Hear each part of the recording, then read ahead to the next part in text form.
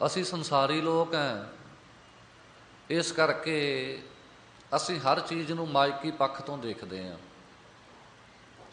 ਸੰਸਾਰ 'ਚ ਕਿਸੇ ਨੇ ਪੁੱਛਿਆ ਵੀ ਭਾਗਾਂ ਵਾਲਾ ਕੌਣ ਹੈ, ਤਾਂ ਹੁਣ ਕਿਉਂਕਿ ਮਾਇਕੀ ਪੱਖ ਅੰਦਰ ਬਹੁਤ ਹੈ, ਇਸ ਕਰਕੇ ਜਵਾਬ ਆਇਆ ਵੀ ਭਾਗਾਂ ਵਾਲਾ ਉਹ ਬੰਦਾ ਹੈ ਜਿਹਦੇ ਕੋਲ ਧਨ ਬੜਾ ਹੈ, ਮਾਇਆ ਖੁੱਲ੍ਹੀ ਹੈ, ਸੋਚਣ ਦੀ ਲੋੜ ਹੀ ਨਹੀਂ ਵੀ ਆਹ ਚੀਜ਼ ਲੈਣੀ ਹੈ ਕਿ ਨਹੀਂ ਲੈਣੀ। ਜਿਸ ਚੀਜ਼ 'ਤੇ ਨਿਗਾਹ ਗਈ, ਜਿਹੜੀ ਵਸਤੂ ਪਸੰਦ ਆ ਗਈ, ਉਹ ਗਿਆ ਬਾਜ਼ਾਰ ਵਿੱਚ ਤੇ ਖਰੀਦ ਲਈ, ਵੀ ਬੜਾ ਵਡਭਾਗਾ ਹੈ। ਦੂਸਰੇ ਨੂੰ ਪੁੱਛਿਆ, ਉਹ ਕਹਿੰਦਾ ਵੀ ਵਡਭਾਗਾ ਉਹ ਹੁੰਦਾ ਹੈ ਜਿਹਦੀ ਔਲਾਦ ਬੜੀ ਚੰਗੀ ਨਿਕਲੇ, ਵੀ ਔਲਾਦ ਹੈ ਤੇ ਉੱਪਰੋਂ ਸੰਸਕਾਰੀ ਹੈ, ਆਗਿਆਕਾਰੀ ਹੈ, ਵੀ ਬੜਾ ਵਡਭਾਗਾ ਹੈ। ਹਰ ਇੱਕ ਦਾ ਪੈਮਾਨਾ ਹੈ ਨਾ। ਤੀਸਰੇ ਨੂੰ ਪੁੱਛਿਆ ਤੇ ਉਹ ਕਹਿੰਦਾ ਜਿਹਦੇ ਕੋਲ ਘਰ-ਬਾਰ, ਕਾਰਾਂ, ਕੋਠੀਆਂ, ਉਹ ਵਡਭਾਗੀ ਤੇ ਉਹੀ ਹੈ ਨਾ ਫਿਰ। ਚੌਥੇ ਨੂੰ ਪੁੱਛਿਆ, ਉਹ ਕਹਿੰਦਾ ਘਰ-ਬਾਰ, ਕਾਰਾਂ, ਕੋਠੀਆਂ ਤੇ ਸਭ ਕੋਲੇ ਹੁੰਦੀਆਂ ਨੇ, ਬਹੁਤਾਤ 'ਚ ਮਨੁੱਖ ਮਿਹਨਤ ਕਰੇ ਲੈ ਲਵੇ, ਪਰ ਜਿਹਦੀ ਸਰਕਾਰੇ ਦਰਬਾਰੇ ਪਹੁੰਚ ਹੈ ਨਾ, ਉਹਦੇ ਵਰਗਾ ਵਡਭਾਗਾ ਕੋਈ ਨਹੀਂ ਹੈ। ਜਦੋਂ ਸਾਰਿਆਂ ਕੋਲੋਂ ਇਹ ਪੁੱਛਿਆ ਤੇ ਫਿਰ ਧੰਨ ਸਤਿਗੁਰੂ ਸ੍ਰੀ ਗੁਰੂ ਗ੍ਰੰਥ ਸਾਹਿਬ ਮਹਾਰਾਜ ਤੋਂ ਪੁੱਛਿਆ ਵੀ ਸੱਚੇ ਪਾਤਸ਼ਾਹ ਆਪ ਜੀ ਕਿਰਪਾ ਕਰੋ ਵੀ ਤੁਹਾਡੀ ਨਿਗਾਹ 'ਚ ਵਡਭਾਗਾ ਕੌਣ ਹੈ, ਵੱਡੇ ਭਾਗਾਂ ਵਾਲਾ ਕੌਣ ਹੈ। ਤਾਂ ਹਜ਼ੂਰ ਨੇ ਸਿਖਰ ਕਰ ਦਿੱਤੀ। ਸੱਚੇ ਪਾਤਸ਼ਾਹ ਕਹਿੰਦੇ ਨੇ ਵਡਭਾਗੀ ਹਰ ਸੰਗਤ ਪਾਵੈ। ਕਹਿੰਦੇ ਮੇਰੇ ਵਾਸਤੇ ਕਾਰਾਂ, ਕੋਠੀਆਂ ਇਹ ਆਮ ਵਸਤੂ ਹੈ, ਸਰਕਾਰੇ ਦਰਬਾਰੇ ਪਹੁੰਚ ਆਮ ਵਸਤੂ ਹੈ, ਪਰ ਗੁਰੂ ਕੀ ਸੰਗਤ ਮਿਲ ਜਾਣੀ, ਸਾਧ ਸੰਗਤ ਦੁਰਲੱਭ ਹੈ। ਸੰਗਤ ਏਡੀ ਸੌਖੀ ਥੋੜ੍ਹਾ ਹੈ। ਤੋ ਕਹਿੰਦੇ ਜਿਹਨੂੰ ਸੰਗਤ ਮਿਲ ਜੇ ਉਹ ਵਡਭਾਗਾ ਹੈ। ਕਿਉਂਕਿ ਸਾਧ ਸੰਗਤ ਜੀ ਹੁਣ ਇੱਥੇ ਵੀ ਮਤ ਸੂਖਸ਼ਮ ਰੱਖਣੀ। ਘਰੋਂ ਚੱਲ ਪਏ, ਸੰਗਤ 'ਚ ਆ ਗਏ ਤੇ ਆਣ ਕੇ ਸਰੋਤੇ ਵੀ ਤਾਂ ਕਈ ਪ੍ਰਕਾਰ ਦੇ ਨੇ ਨਾ। ਮਹਾਂਪੁਰਖ ਦੱਸਦੇ ਸੀ ਵੀ ਇੱਕ ਹੈ ਉਂਗੇ ਸਰੋਤੇ ਵੀ ਸੰਗਤ 'ਚ ਆਏ। ਇੱਥੇ ਮਹਾਰਾਜ ਨੇ ਕਿਰਪਾ ਕੀਤੀ ਕਿਉਂਕਿ ਰਾਜਿਆਂ ਦਾ ਦਰ ਹੈ। ਤੁਮ ਹੋ ਸਭ ਰਾਜਨ ਕੇ ਰਾਜਾ। ਏਸੀ ਲੱਗੇ ਹੈ, ਮੌਸਮ ਬੜਾ ਸੁਹਾਵਣਾ ਬਣਿਆ, ਮਹਾਰਾਜ ਦਾ ਦਰਬਾਰ ਏਡਾ ਸੋਹਣਾ, ਤੇ ਸੌਣਾ ਤੇ ਵਕਾਰਾਂ ਵੱਲੋਂ ਸੀ, ਪਰ ਪ੍ਰਤੱਖ ਨੀਂਦ ਆ ਗਈ ਤੇ ਸੌਂ ਗਿਆ, ਉਂਘਣ ਲੱਗ ਗਿਆ, ਨੀਂਦ ਆ ਗਈ। ਦੂਜੇ ਹਨ ਸੁੰਘੇ, ਆਇਆ ਬੈਠਾ ਤੇ ਦੇਖਿਆ ਵੀ ਜਿਹੜਾ ਕਥਾਵਾਚਕ ਬੈਠਾ ਹੈ ਇਹ ਪ੍ਰਮਾਣ ਜਿਹੜੇ ਦਿੰਦਾ, ਕਿਹੜੇ ਗ੍ਰੰਥ 'ਚੋਂ ਪ੍ਰਮਾਣ ਦਿੱਤਾ, ਕੋਈ ਸੰਸਕ੍ਰਿਤ ਦਾ, ਕੋਈ ਵੇਦ ਦਾ, ਕੋਈ ਉਰਦੂ ਦਾ, ਫਾਰਸੀ ਦਾ, ਕੋਈ ਅੰਗਰੇਜ਼ੀ ਦਾ, ਕੋਈ ਪ੍ਰਮਾਣ ਦਿੱਤਾ ਕਿ ਨਹੀਂ। ਵੀ ਜਿੱਦਾਂ ਦੀ ਇਹਨੇ ਕਥਾ ਕੀਤੀ ਇੱਦਾਂ ਦੀ ਤਾਂ ਸਾਰੇ ਹੀ ਕਰਦੇ ਆ। ਤੇ ਮਹਾਰਾਜ ਕਹਿੰਦੇ, ਵਿਦਵਾਨ ਪੁਰਖ ਕਹਿੰਦੇ ਤੀਜੇ ਹਨ ਚੁੰਗੇ।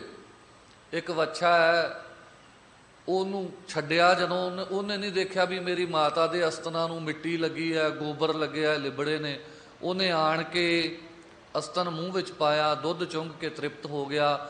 ਉਹਨੇ ਉਹ ਗੁਰੂ ਦੇ ਸ਼ਬਦ ਸੁਣਦੇ ਆ, ਉਹਨਾਂ ਨੂੰ ਨਹੀਂ ਸੁਣਾਉਣ ਵਾਲਾ ਕੌਣ ਹੈ। ਵਿਚਾਰ ਗੁਰੂ ਦੀ ਮੱਤ ਦੀ ਹੋਵੇ ਤੇ ਸੁਣੇ ਤੇ ਤ੍ਰਿਪਤ ਹੋ ਗਏ।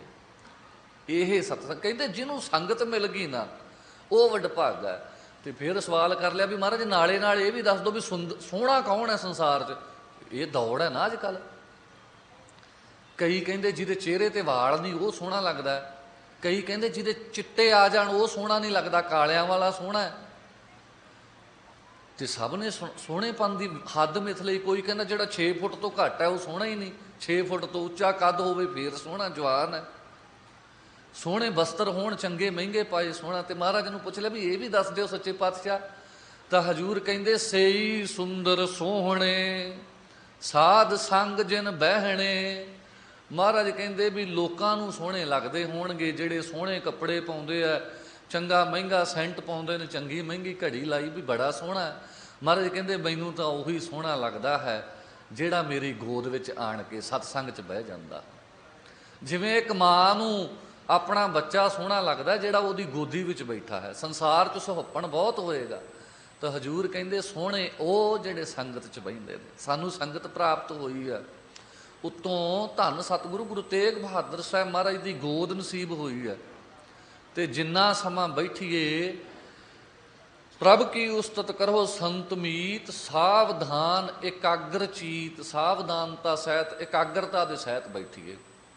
ਸਿੰਘ ਸਾਹਿਬ ਜੀ ਹੁਣਾਂ ਨੇ ਬੜੇ ਪ੍ਰੇਮ ਦੇ ਨਾਲ ਆਪ ਜੀ ਨੂੰ ਗੁਰ ਸ਼ਬਦ ਦਾ ਜਿਹਦੀ ਵਿਚਾਰ ਹੋਣੀ ਹੈ ਉਹਦਾ ਮੂਲ ਪਾਠ ਸਰਵਣ ਕਰਾਇਆ। ਨਾਲ ਦੀ ਨਾਲ ਵਿਦਵਾਨ ਪੁਰਖ ਨੇ ਤਾਂ ਇਸ ਕਰਕੇ ਉਹਨਾਂ ਨੇ ਭੂਮਿਕਾ ਵੀ ਬੰਨ੍ਹ ਦਿੱਤੀ ਹੈ। ਤੋ ਮਹਾਰਾਜ ਕਿਰਪਾ ਕਰੇ। ਕੱਲ ਦੇ ਦੀਵਾਨ ਵਿੱਚ ਸੱਚੇ ਪਾਤਸ਼ਾਹ ਨੇ ਸਾਨੂੰ ਸਮਝਾਇਆ ਸੀ ਵੀ ਇਹ ਜਿਹੜਾ ਸਾਰਾ ਸੰਸਾਰ ਹੈ ਤਿੰਨਾਂ ਗੁਣਾਂ 'ਚ ਵਿਆਪਤ ਹੈ ਸਾਰਾ ਹੀ, ਰਜਗੁਣ, ਤਮਗੁਣ ਤੇ ਸਤਗੁਣ। ਕੱਲ ਦੇ ਸ਼ਬਦ 'ਚ ਇਹ ਵਿਚਾਰ ਆਈ ਸੀ। ਤਾਂ ਮਹਾਰਾਜ ਕਹਿੰਦੇ ਨੇ ਫਿਰ ਇਹ ਤਿੰਨਾਂ ਗੁਣਾਂ ਦੇ ਵਿੱਚੋਂ ਮਹਾਰਾਜ ਤਿੰਨ ਗੁਣ ਚੰਗੇ ਨੇ। ਮਹਾਰਾਜ ਕਹਿੰਦੇ ਚੰਗਾ ਤਾਂ ਸਭ ਹੈ ਜੋ ਪਰਮੇਸ਼ਰ ਨੇ ਪੈਦਾ ਕੀਤਾ, ਪਰ ਹੈ ਨੇ ਮਾਇਆ ਦੇ ਅਧੀਨ। ਕਿਉਂਕਿ ਮਹਾਰਾਜ ਕਹਿੰਦੇ ਨੇ ਰਜਗੁਣ, ਤਮਗੁਣ, ਸਤਗੁਣ ਕਈ ਹੈ, ਇਹ ਤੇਰੀ ਸਭ ਮਾਇਆ, ਤੇਰੀ ਮਾਇਆ 'ਚ ਨੇ। ਤਾਂ ਸਮਾਪਤੀ ਤੇ ਮਹਾਰਾਜ ਕਹਿੰਦੇ ਸੀ ਵੀ ਇਹਨਾਂ ਤਿੰਨਾਂ ਗੁਣਾਂ 'ਚ ਸਾਰਾ ਹੀ ਸੰਸਾਰ ਵਿਆਪਿਆ ਹੋਇਆ ਹੈ, ਸਾਰਾ ਸੰਸਾਰ ਇਹਨਾਂ 'ਚ ਹੀ ਖੁੱਭਿਆ ਹੋਇਆ ਹੈ। ਮਹਾਰਾਜ ਬਚਿਆ ਕੌਣ ਹੈ? ਹਜੂਰ ਕਹਿੰਦੇ ਕਹੋ ਨਾਨਕ ਜੋ ਲਾਇਆ ਨਾਮ, ਸਫਲ ਜਨਮ ਤਾਕਾ ਪ੍ਰਵਾਨ। ਇੱਥੇ ਮਹਾਰਾਜ ਨੇ ਸਮਾਪਤੀ ਕੀਤੀ ਸੀ ਵੀ ਜਿਹਨੂੰ ਕਿਰਪਾ ਕਰਕੇ ਉਸ ਪਰਮੇਸ਼ਰ ਨੇ ਆਪਣੇ ਨਾਮ 'ਚ ਜੋੜ ਲਿਆ ਨਾ, ਉਹਨਾਂ ਦਾ ਜੀਵਨ ਪ੍ਰਵਾਨ ਹੋਇਆ ਸੰਸਾਰ ਵਿੱਚ। ਅੱਜ ਦਾ ਜਿਹੜਾ ਗੁਰ ਸ਼ਬਦ ਹੈ, ਸ਼ਹੀਦਾਂ ਦੇ ਸਰਤਾਜ, ਪੰਜਵੇਂ ਸਤਿਗੁਰ, ਵੈਰਾਗ ਦੀ, ਤਿਆਗ ਦੀ, ਬ੍ਰਹਮ ਗਿਆਨ ਦੀ ਮੂਰਤ, ਔਰ ਐਸੇ ਸਤਿਗੁਰ ਜਿਨ੍ਹਾਂ ਦੇ ਬਾਬਤ ਗੁਰਬਾਣੀ ਕਹਿੰਦੀ ਹੈ ਤੈਂ ਜਨਮਤ ਗੁਰਮਤ ਬ੍ਰਹਮ ਪਛਾਣਿਓ। ਹੇ ਗੁਰੂ ਅਰਜਨ ਸਾਹਿਬ ਸੱਚੇ ਪਾਤਸ਼ਾਹ, ਲੋਕ ਤਾਂ ਜਨਮ ਲੈ ਕੇ, ਵਿਦਿਆ ਪੜ੍ਹ ਕੇ, ਅਭਿਆਸ ਕਰਕੇ ਬ੍ਰਹਮ ਦੀ ਪਹਿਚਾਣ ਕਰਦੇ ਆ। ਤੂੰ ਐਸਾ ਪਰਮੇਸ਼ਰ ਸਰੂਪ ਹੈ, ਤੂੰ ਜਨਮ ਤੋਂ ਹੀ ਬ੍ਰਹਮ ਦੀ ਪਛਾਣ ਵਾਲਾ ਹੈ, ਕਿਉਂਕਿ ਤੂੰ ਆਪ ਹੀ ਬ੍ਰਹਮ ਹੈ। ਗੁਰ ਅਰਜਨ ਪ੍ਰਤੱਖ ਹਰ। ਤਾਂ ਉਹਨਾਂ ਸਤਿਗੁਰਾਂ ਦੇ ਹਜੂਰ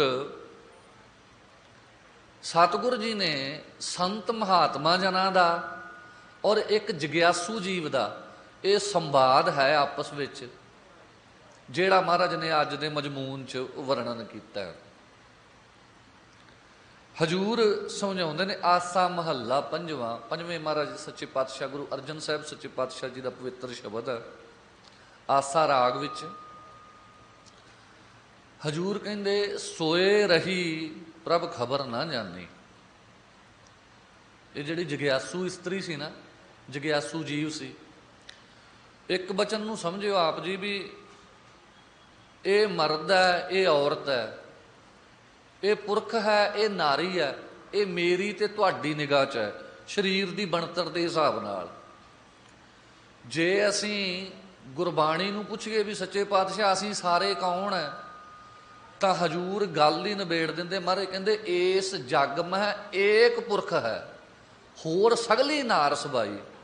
ਇਹ ਸੰਸਾਰ 'ਚ ਇੱਕੋ ਹੀ ਪੁਰਖ ਹੈ ਤੇ ਉਹ ਪੁਰਖ ਉਹ ਹੈ ਕਰਤਾ ਪੁਰਖ ਪਰਮੇਸ਼ਰ। ਬਾਕੀ ਅਸੀਂ ਸਾਰੇ ਕੌਣ ਹੈ? ਅਸੀਂ ਸਾਰੇ ਜੀਵ ਰੂਪ ਇਸਤਰੀਆਂ, ਉਹਦੀਆਂ ਇਸਤਰੀਆਂ, ਉਹਦੀਆਂ ਸਖੀਆਂ, ਜਿਹਨੂੰ ਸੱਚੇ ਪਾਤਸ਼ਾਹ ਅੱਗੇ ਜਾ ਕੇ ਸਮਝਾਉਂਦੇ ਹਨ ਗੁਰਸਿੱਖ ਸਖੀਆਂ, ਗੁਰਮੁਖ ਸਖੀਆਂ ਸਿੱਖ ਗੁਰੂ ਮਿਲਾਈਆਂ। ਇਹ ਜਿਹੜੇ ਅਸੀਂ ਬੈਠੇ ਆ ਨਾ ਸੰਗਤ 'ਚ, ਇਹ ਅਸੀਂ ਸਤਿਗੁਰ ਦੀਆਂ ਸਖੀਆਂ ਸਹੀਆਂ। ਤਾਂ ਉਹ ਜਿਹੜੀ ਜਗਿਆਸੂ ਇਸਤਰੀ ਆ,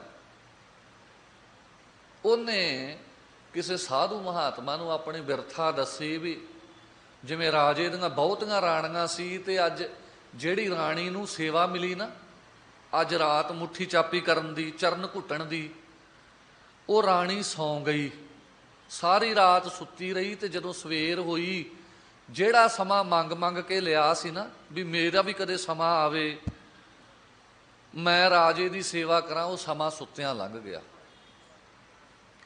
ਇੱਦਾਂ ਹੀ ਗੁਰ ਸੇਵਾ ਤੇ ਭਗਤ ਕਮਾਈ, ਤਾਬੇ ਮਾਨਸ ਦੇਹੀ ਪਾਈ। ਇਹ ਜਿਹੜਾ ਮਨੁੱਖਾ ਜਨਮ ਬੜੀਆਂ ਬੇਨਤੀਆਂ ਕਰ ਕਰਕੇ ਲਿਆ ਸੀ ਨਾ ਵੀ ਸੱਚੇ ਪਾਤਸ਼ਾਹ ਸਾਡੇ ਤੇ ਕਿਰਪਾ ਕਰੋ, ਐਸਾ ਸਮਾਂ ਪ੍ਰਾਪਤ ਹੋਵੇ ਜਿਸ ਸਮੇਂ ਜੁੜ ਕੇ ਤੁਹਾਡੀ ਪ੍ਰਾਪਤੀ ਸਾਖਿਆਤ ਰੂਪ ਵਿੱਚ ਕਰ ਸਕੀਏ, ਤੁਹਾਡੇ ਦਰਸ਼ਨ ਕਰ ਸਕੀਏ। ਤੁਹਾਡੀ ਸੇਵਾ ਕਰ ਸਕੀਏ। ਉਹ ਸਮਾਂ ਮੰਗ ਕੇ ਲਿਆ ਸੀ। ਮਨੁੱਖਾ ਜਨਮ ਦਾ ਸਮਾਂ ਤਾਂ ਮਿਲ ਗਿਆ, ਪਰ ਜਿੰਨਾ ਚਿਰ ਮਾਤਾ ਦੇ ਗਰਭ ਵਿੱਚ ਸੀ ਨਾ, ਓਨਾ ਸਮਾਂ ਤਾਂ ਚਿੱਤ ਰਿਹਾ, ਓਨਾ ਸਮਾਂ ਤਾਂ ਯਾਦ ਕਰਦਾ ਰਿਹਾ। ਕਿਉਂਕਿ ਮਾਤ ਗਰਭ ਮਹਿ ਆਪਨ ਸਿਮਰਨ ਦੇ, ਤਹਿ ਤੁਮ ਰਾਖਨ ਹਾਰੇ, ਪਾਵਕ ਸਾਗਰ ਅਥਾਹ ਲਹਿਰ ਮੈਂ, ਤਾਰੋ ਤਾਰਨ ਹਾਰੇ। ਉੱਥੇ ਔਖਾ ਸਮਾਂ ਸੀ ਤੇ ਯਾਦ ਕਰਦਾ ਸੀ। ਪਰ ਹਜੂਰ ਕਹਿੰਦੇ ਵਿੱਚੋਂ ਗਰਭ ਹੈ ਨਿਕਲ ਆਇਆ, ਖਸਮ ਵਿਸਾਰ ਦੁਨੀ ਚਿਤ ਲਾਇਆ। ਕਿਉਂਕਿ ਮਨੁੱਖ ਲਾਲਚੀ ਆ, ਜਿੱਥੋਂ ਕੁਝ ਪ੍ਰਾਪਤ ਹੁੰਦਾ ਉਹਨੂੰ ਚੇਤੇ ਰੱਖਦਾ। ਹੁਣ ਮਾਤਾ ਦੇ ਗਰਭ ਵਿੱਚ ਪਰਮੇਸ਼ਰ ਪ੍ਰਤਪਾਲਣਾ ਕਰ ਰਿਹਾ ਸੀ, ਪ੍ਰਤੱਖ ਤੇ ਯਾਦ ਸੀ। ਉਹਨੇ ਮਾਇਆ ਵਰਤਾਈ ਨਾ। ਫਿਰ ਜਦੋਂ ਜਨਮ ਹੋਇਆ ਤੇ ਮਾਤਾ ਦੇ ਰੂਪ ਵਿੱਚ ਹੈ, ਉਹੀ ਉੱਥੇ ਵੀ ਕੋਈ ਹੋਰ ਨਹੀਂ ਹੈ। ਮਾਤਾ ਦੇ ਰੂਪ ਵਿੱਚ ਰੂਪ ਧਾਰ ਕੇ ਆਇਆ ਤੇ ਪਰਮੇਸ਼ਰ ਭੁੱਲ ਗਿਆ। ਦਾਤ ਪਿਆਰੀ ਵਿਸਰਿਆ ਦਾ ਤਾਰਾ। ਮਾਤਾ ਦੇ ਨਾਲ ਪ੍ਰੇਮ ਪੈ ਗਿਆ ਤੇ ਰੱਬ ਭੁੱਲ ਗਿਆ। ਕਿਉਂਕਿ ਮਾਤਾ ਤੋਂ ਉਦਰ ਦੀ ਪੂਰਤੀ ਹੋ ਰਹੀ ਆ, ਭੁੱਖ ਦੀ ਪੂਰਤੀ ਹੋ ਰਹੀ ਆ। ਪਰਮੇਸ਼ਰ ਜਿਹਨੇ ਮਾਤਾ ਦਿੱਤੀ ਉਹ ਭੁੱਲ ਗਿਆ। ਇਹਨੇ ਇਹ ਨਹੀਂ ਚੇਤਾ ਕੀਤਾ, ਓਏ ਮੂਰਖਾ, ਇਹ ਸੰਸਾਰ ਤੇ ਕਿੰਨੇ ਇੱਦਾਂ ਦੇ ਨੇ ਜਿਨ੍ਹਾਂ ਨੂੰ ਪਤਾ ਹੀ ਨਹੀਂ ਮੈਂ ਕਿਹਦੀ ਕੁੱਖ ਤੋਂ ਜਨਮ ਲਿਆ, ਜਨਮ ਦਿੰਦੇ ਹੀ ਮਾਤਾ ਚਲੇ ਗਈ। ਉਹਨਾਂ ਨੂੰ ਵੀ ਪ੍ਰਤਪਾਲਦਾ। ਕਾਹੇ ਰੇ ਮਨ ਚਿਤਵੈ ਉਦਮ, ਜਾ ਆਹਰ ਹਰ ਜੀਓ ਪਰਿਆ। ਪਰ ਭੁੱਲ ਗਿਆ। ਅੱਛਾ, ਕਹਿੰਦਾ ਜੀ ਮਾਤਾ ਨਾਲ ਪ੍ਰੇਮ ਹੈ। ਪ੍ਰੇਮ ਨਹੀਂ ਹੈ, ਸਿਰਫ ਮਤਲਬ ਹੈ। ਜਵਾਨ ਹੋਇਆ, ਵਿਆਹ ਹੋ ਗਿਆ। ਹੁਣ ਜਿਹੜੀ ਮਾਤਾ ਬਿਨਾਂ ਮਿੰਟ ਨਹੀਂ ਸੀ ਸਾਰਦਾ, ਉਹ ਮਾਤਾ ਨੂੰ ਬੁਲਾ ਕੇ ਹੀ ਨਹੀਂ ਰਾਜੀ। ਇਸਤਰੀ ਨਾਲ ਪ੍ਰੇਮ ਪੈ ਗਿਆ। ਹੁਣ ਜਿਸ ਇਸਤਰੀ ਨਾਲ ਪ੍ਰੇਮ ਸੀ, 10 ਸਾਲ 20 ਸਾਲ ਲੰਘੇ, ਵਾਸ਼ਨਾ ਖਿੰਨ ਹੋ ਗਈ ਸਰੀਰ ਦੀ, ਉਹਦੇ ਨਾਲੋਂ ਵੀ ਪ੍ਰੇਮ ਘਟ ਗਿਆ। ਹੁਣ ਲੜਾਈ ਝਗੜਾ ਪੈਦਾ ਹੋ ਗਿਆ। ਤਾਂ ਇੱਥੇ ਪ੍ਰੇਮ ਕਿੱਥੇ ਹੈ? ਸਾਧ ਸੰਗ ਸਨੇਹ ਸਤਿਅੰਗ, ਇੱਕੋ ਹੀ ਪ੍ਰੇਮ ਸੱਚਾ ਹੈ, ਉਹ ਪਰਮੇਸ਼ਰ ਦਾ, ਸੰਗਤ ਦਾ। ਦੁਨੀਆ ਦੇ ਜਿੰਨੇ ਪ੍ਰੇਮ ਨੇ ਸਭ ਮਤਲਬ ਦੇ ਰਿਸ਼ਤੇ ਤੇ ਖੜੇ ਨੇ। ਤਾਂ ਕਹਿੰਦੇ ਨੇ ਸੁੱਤੀ ਰਹੀ, ਸੋਏ ਰਹੀ, ਵਿਕਾਰਾਂ ਦੀ ਨੀਂਦ 'ਚ ਸੌਂ ਗਈ, ਪ੍ਰਭ ਖਬਰ ਨਾ ਜਾਣੀ। ਉਹ ਜਿਸ ਵਾਹਿਗੁਰੂ ਦੀ ਪ੍ਰਾਪਤੀ ਵਾਸਤੇ ਦੇਹ ਮਿਲੀ ਸੀ, ਭਈ ਪ੍ਰਾਪਤ ਮਨੁੱਖ ਦੇ ਹੁਰੀਆ, ਗੋਬਿੰਦ ਮਿਲਣ ਕੀ ਇਹ ਤੇਰੀ ਬਰੀਆ, ਉਹ ਪਰਮੇਸ਼ਰ ਨੂੰ ਚੇਤੇ ਕੀਤਾ ਹੀ ਨਹੀਂ, ਉਹਨੂੰ ਯਾਦ ਕੀਤਾ ਹੀ ਨਹੀਂ। ਸਾਰਾ ਜੀਵਨ ਸੀ ਜਿਹੜਾ ਉਹ ਵਿਸ਼ੇ ਵਿਕਾਰਾਂ ਦੇ ਵਿੱਚ ਲੰਘਾ ਦਿੱਤਾ, ਚੇਤਾ ਹੀ ਨਹੀਂ ਆਇਆ। ਹਜੂਰ ਨੇ ਦੱਸ ਦਿੱਤੀ ਨਾ ਸਾਰੀ ਖੇਡ।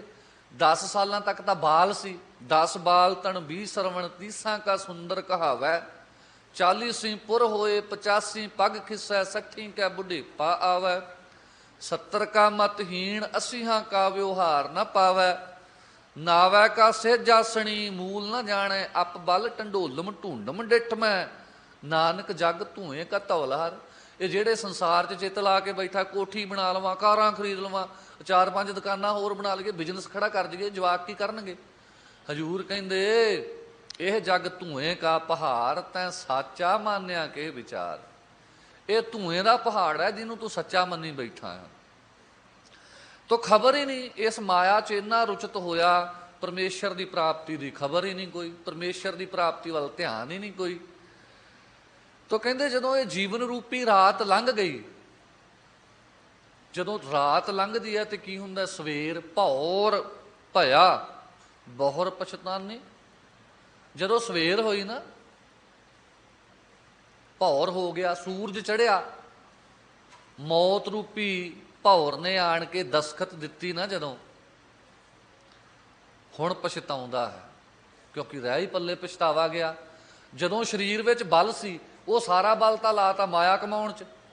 10-10 ਘੰਟੇ 12-12 ਘੰਟੇ ਦੁਕਾਨ ਦੇ ਉੱਤੇ ਬੈਠਾ ਰਿਹਾ ਨਾ, ਵੀ ਮਾਇਆ ਕਮਾ ਲਈਏ। ਵਾਹਿਗੁਰੂ ਵਾਹਿਗੁਰੂ ਤਾਂ ਬਜ਼ੁਰਗ, ਹੁਣ ਬਜ਼ੁਰਗ ਹੋ ਗਿਆ, ਹੁਣ ਬੈਠਾ ਹੀ ਨਹੀਂ ਜਾਂਦਾ। ਜਦੋਂ ਮੁੱਖ ਤੋਂ ਸੁੰਦਰ ਬਚਨ ਨਿਕਲਦੇ ਸੀ, ਉਦੋਂ ਵਾਹਿਗੁਰੂ ਜਪਿਆ ਹੀ ਨਹੀਂ। ਹੁਣ ਜਦੋਂ ਨੈਣੋ ਨੀਰ ਬਹਿ ਤਨ ਖੀਨਾ, ਅੱਖਾਂ 'ਚੋਂ ਪਾਣੀ ਵਗਦਾ, ਦਿਖਦਾ ਹੀ ਨਹੀਂ ਅੱਖਾਂ ਤੋਂ। ਜਦੋਂ ਸੰਸਾਰ ਦਿਖਣੋਂ ਹਟ ਗਿਆ ਨਾ, ਫੇਰ ਕਹਿੰਦਾ ਹੁਣ ਰੱਬ ਵੇਖਣਾ ਹੈ। ਤੇ ਨੈਣੋ ਨੀਰ ਬਹਿ ਤਨ ਖੀਨਾ, ਇਹ ਸਰੀਰ ਬੁੱਢਾ ਹੋ ਗਿਆ। ਜਦੋਂ ਕਿਸੇ ਕੰਮ ਦਾ ਨਾ ਰਿਹਾ, ਅੱਛਾ ਜਦੋਂ ਤਾਈਂ ਕੰਮ ਦਾ ਸੀ ਤੇ ਉਦੋਂ ਕਹਿੰਦਾ ਮਾਤਾ ਪ੍ਰੇਮ ਕਰਦੀ ਹੈ, ਜਦੋਂ ਜਵਾਨ ਸੀ ਤੇ ਕਹਿੰਦਾ ਇਸਤਰੀ ਪ੍ਰੇਮ ਕਰਦੀ ਆ, ਜਦੋਂ ਕਮਾ ਕੇ ਲਿਆਉਂਦਾ ਸੀ ਤੇ ਕਹਿੰਦਾ ਬੱਚੇ ਪ੍ਰੇਮ ਕਰਦੇ ਨੇ। ਹੁਣ ਜਦੋਂ 70 ਸਾਲ ਦਾ ਹੋ ਗਿਆ ਤਾਂ ਕੋਈ ਨੇੜੇ ਨਹੀਂ ਨਾ ਪਾਉਂਦਾ, ਵੀ ਬਾਪੂ ਤੇਰੇ ਕੋਲੋਂ ਮੁਸ਼ਕ ਆਉਂਦੀ ਹੈ, ਤੇ ਫੇਰ ਕਹਿੰਦਾ ਹੁਣ ਪਰਮੇਸ਼ਰ ਮਿਲਣਾ ਹੈ, ਹੁਣ ਉਹਨੂੰ ਪ੍ਰੇਮ ਕਰਨਾ ਹੈ ਜਿਹਦਾ ਪ੍ਰੇਮ ਸਤ ਹੈ। ਨੈਣੋ ਨੀਰ ਬਹਿ ਤਨ ਕੀਨਾ ਭਏ ਕੇਸ ਦੁੱਧਵਾਨੀ, ਕੇਸ ਚਿੱਟੇ ਹੋ ਗਏ, ਇਹ ਮੀਲ ਪੱਥਰ ਆ ਗਿਆ, ਹੁਣ ਅੱਗੇ ਨੇੜਾ ਹੀ ਹੈ, ਅੱਗਾ ਨੇੜਾ ਆਇਆ ਪਿੱਛਾ ਰਿਹਾ ਦੂਰ। ਰੁੱਧਾ ਕੰਠ, ਜਿਹੜੇ ਕੰਠ ਚੋਂ ਬੜੇ ਸੋਹਣੇ ਗੀਤ ਗਾਉਂਦਾ ਸੀ ਜਵਾਨੀ ਦੇ, ਉਹ ਰੁਕ ਗਿਆ, ਸ਼ਬਦ ਨਹੀਂ ਉਚਰਾ। ਅਬ ਕਿਆ ਕਰੇ ਪ੍ਰਾਨੀ, ਹੁਣ ਕੀ ਕਰੇਗਾ? ਤਾਂ ਹਜੂਰ ਕਹਿੰਦੇ ਅਜੇ ਵੀ ਜਪ ਲੈ, ਅਬ ਨਾ ਭਜਸ ਭਜਸ ਕਬ ਭਾਈ, ਆਵੈ ਅੰਤ ਨਾ ਭਜਿਆ ਜਾਈ। ਫੇਰ ਨਹੀਂ ਜਪਿਆ ਜਾਣਾ। ਜਦੋਂ ਭੌਰ ਆ ਗਈ ਨਾ ਮੌਤ ਰੂਪੀ, ਤਾਂ ਉਹ ਆ ਗਏ ਨੇ ਜਿਨ੍ਹਾਂ ਨੇ ਮਾਇਆ ਕੇ ਸੰਗਲ ਬੰਧ ਲਿਆ, ਮਾਇਆ ਦੇ ਸੰਗਲਾਂ 'ਚ ਤੈਨੂੰ ਬੰਨ੍ਹ ਕੇ ਲੈ ਗਏ ਨਾ। ਜਿਹਨੂੰ ਗੁਰੂ ਸਾਹਿਬ ਆਸਾ ਦੀ ਵਾਰ ਸੁਣ ਰਹੇ ਸੀ, ਕਹਿੰਦੇ ਨਾਨਕ ਹੰਸਾ ਆਦਮੀ ਬੱਧੇ ਜੰਮਪੁਰ ਜਾਹੇ। ਤਾਂ ਫੇਰ ਪਛਤਾਉਂਦਾ ਹੈ, ਬਹੁਰ ਪਛਤਾਨੀ। ਪਰ ਹੁਣ ਕਹਿੰਦੇ ਪਛਤਾਵਾ ਹੀ ਪੱਲੇ ਰਹਿ ਗਿਆ, ਕਿਉਂਕਿ ਜਿਹੜਾ ਸਮਾਂ ਸੀ ਨਾ ਉਹ ਸਾਰਾ ਹੀ ਤੂੰ ਸੰਸਾਰ ਵਿੱਚ ਸੁੱਤਿਆਂ ਗਵਾ ਲਿਆ ਹੈ। ਹਜੂਰ ਅੱਗੇ ਕਹਿੰਦੇ ਨੇ ਹੁਣ ਫਿਰ ਸੰਤ ਨੂੰ ਦੱਸੀ ਨਾ ਵੀ ਇਹ ਅਵਸਥਾ ਹੈ ਮੇਰੀ, ਸਾਰਾ ਸਮਾਂ ਗਵਾ ਲਿਆ, ਪਰਮੇਸ਼ਰ ਨੂੰ ਚਿੱਤ ਨਹੀਂ ਕੀਤਾ, ਯਾਦ ਨਹੀਂ ਕੀਤਾ, ਜਿਹਦੇ ਨਾਲ ਪ੍ਰੇਮ ਕਰਨਾ ਸੀ ਉਹਦੇ ਨਾਲ ਨਹੀਂ ਕੀਤਾ, ਸੰਸਾਰ ਨਾਲ ਕਰਦਾ ਰਿਹਾ, ਤੇ ਅੱਜ ਸੰਸਾਰ ਵੀ ਮੂੰਹ ਮੁੜ ਗਿਆ। ਜਿਨ੍ਹਾਂ ਨੂੰ ਸਾਰੀ ਉਮਰ ਪ੍ਰੇਮ ਕਰਦਾ ਰਿਹਾ ਨਾ, ਅੱਜ ਉਹ ਕਹਿੰਦੇ ਨੇ ਤੂੰ ਸਾਡੇ ਲਈ ਕੀ ਕੀਤਾ। ਅੱਛਾ, ਇੱਕ ਬਚਨ ਹੋਰ ਗੁਰੂ ਸਾਹਿਬ ਬੜਾ ਸੋਹਣਾ ਸਮਝਾਉਂਦੇ ਨੇ। ਅਸੀਂ ਸਾਡੇ ਮਨ 'ਚ ਇਹ ਬਿਰਤੀ ਹੈ ਵੀ ਅਸੀਂ ਜਿੰਨੀ ਮਾਇਆ ਇਕੱਠੀ ਕਰ ਰਹੇ ਹਾਂ ਨਾ, ਇਹ ਮੈਂ ਜੀ ਮੈਂ ਪਾਪ ਥੋੜ੍ਹੀ ਕਰਦਾ। ਮਹਾਰਾਜ ਨੇ ਤਾਂ ਕਿਹਾ ਵੀ ਇਕੱਠਾ ਕਰੋ, ਸਿੱਖ ਕੋਲ ਇੱਦਾਂ ਦੀ ਅਵਸਥਾ ਹੋਵੇ, ਮੋਤੀ ਤਾਂ ਮੰਦਰ ਊਸ ਰਹਿ ਰਤਨੀ ਤਾਂ ਹੋਏ ਜੜਾਓ, ਕਸਤੂਰ ਕੁੰਗੂ ਅਗਰ ਚੰਦਨ ਲੀਪ ਆਵੇ ਚਾਓ। ਇੱਦਾਂ ਦਾ ਘਰ ਹੋਵੇ ਮੋਤੀਆਂ ਦਾ ਬਣਿਆ ਹੋਇਆ। ਹੁਣ ਮੋਤੀ ਇੱਕ ਸੁੱਚਾ ਮੋਤੀ ਲੈਣਾ ਹੋਵੇ, ਮੈਂ ਅੱਜ ਤੋਂ 10 ਕੁ ਸਾਲ ਪਹਿਲਾਂ ਦੀ ਦੱਸਦਾ ਵੀ ਉਹ ਕਹਿੰਦੇ ਸੀ ਅਸੀਂ ਤੋਲ ਕੇ ਦਿੰਦੇ ਹਾਂ, ਤੇ ਇੱਕ ਮੋਤੀ ਦੀ ਕੀਮਤ 2100 2200 2500 ਇੰਨੀ ਕੁ ਕੀਮਤ ਇੱਕ ਮੋਤੀ ਦੀ, ਸੁੱਚੇ ਮੋਤੀ ਦੀ। ਮਾਰੇ ਕਹਿੰਦੇ ਇਹਦਾ ਘਰ ਬਣਿਆ ਹੋਵੇ ਤੇਰਾ, ਇੰਨਾ ਤੂੰ ਧੰਨਵਾਨ ਹੋਵੇਂ। ਰਤਨੀ ਤਾਂ ਹੋਏ, ਰਤਨਾ ਨਾਲ ਜੜਤ ਹੋਵੇ, ਕਸਤੂਰ ਕੁੰਗੂ ਅਗਰ ਚੰਦਨ ਇਹਨਾਂ ਦਾ ਲਿਪਾ ਪੋਤੀ ਹੋਵੇ ਉੱਥੇ, ਲੀਪ ਆਵੇ ਚਾਓ। ਪਰ ਇਦਾਂ ਦੇ ਘਰ ਵਿੱਚ ਰਹਿੰਦਾ ਤੂੰ ਪਰਮੇਸ਼ਰ ਨੂੰ ਯਾਦ ਕਰੇ ਤਾਂ ਫੇਰ ਤੇਰਾ ਸਫਲਾ ਹੈ। ਅਸੀਂ ਤਾਂ ਭੁੱਲ ਜਾਂਦੇ ਹਾਂ। ਹਜੂਰ ਸਾਡੀ ਅਵਸਥਾ ਦਰਸਾਉਂਦੇ ਨੇ, ਕਹਿੰਦੇ ਮਾਟੀ ਕੋ ਪੂਤਰਾ ਕੈਸੇ ਨਚਤ ਹੈ। ਕਹਿੰਦੇ ਮਹਾਰਾਜ ਕਹਿੰਦੇ ਮੈਂ ਹੈਰਾਨ ਆ ਵੀ ਇਹ ਮਿੱਟੀ ਦਾ ਪੁਤਲਾ ਹੈ ਤੇ ਨੱਚਦਾ ਵੇਖੋ ਕਿਵੇਂ ਆ। ਦੇਖਿਆ ਦੇਖਿਆ ਸੁਣਿਆ ਬੋਲਿਆ ਦੌੜਿਓ ਫਿਰਦਾ ਹੈ, ਭੱਜਿਆ ਹੀ ਫਿਰਦਾ ਹੈ। ਜੇ ਥੋੜਾ ਜਿਹਾ ਪ੍ਰਾਪਤ ਕਰ ਲਿਆ ਨਾ, ਕੁਝ ਮਿਲ ਗਿਆ,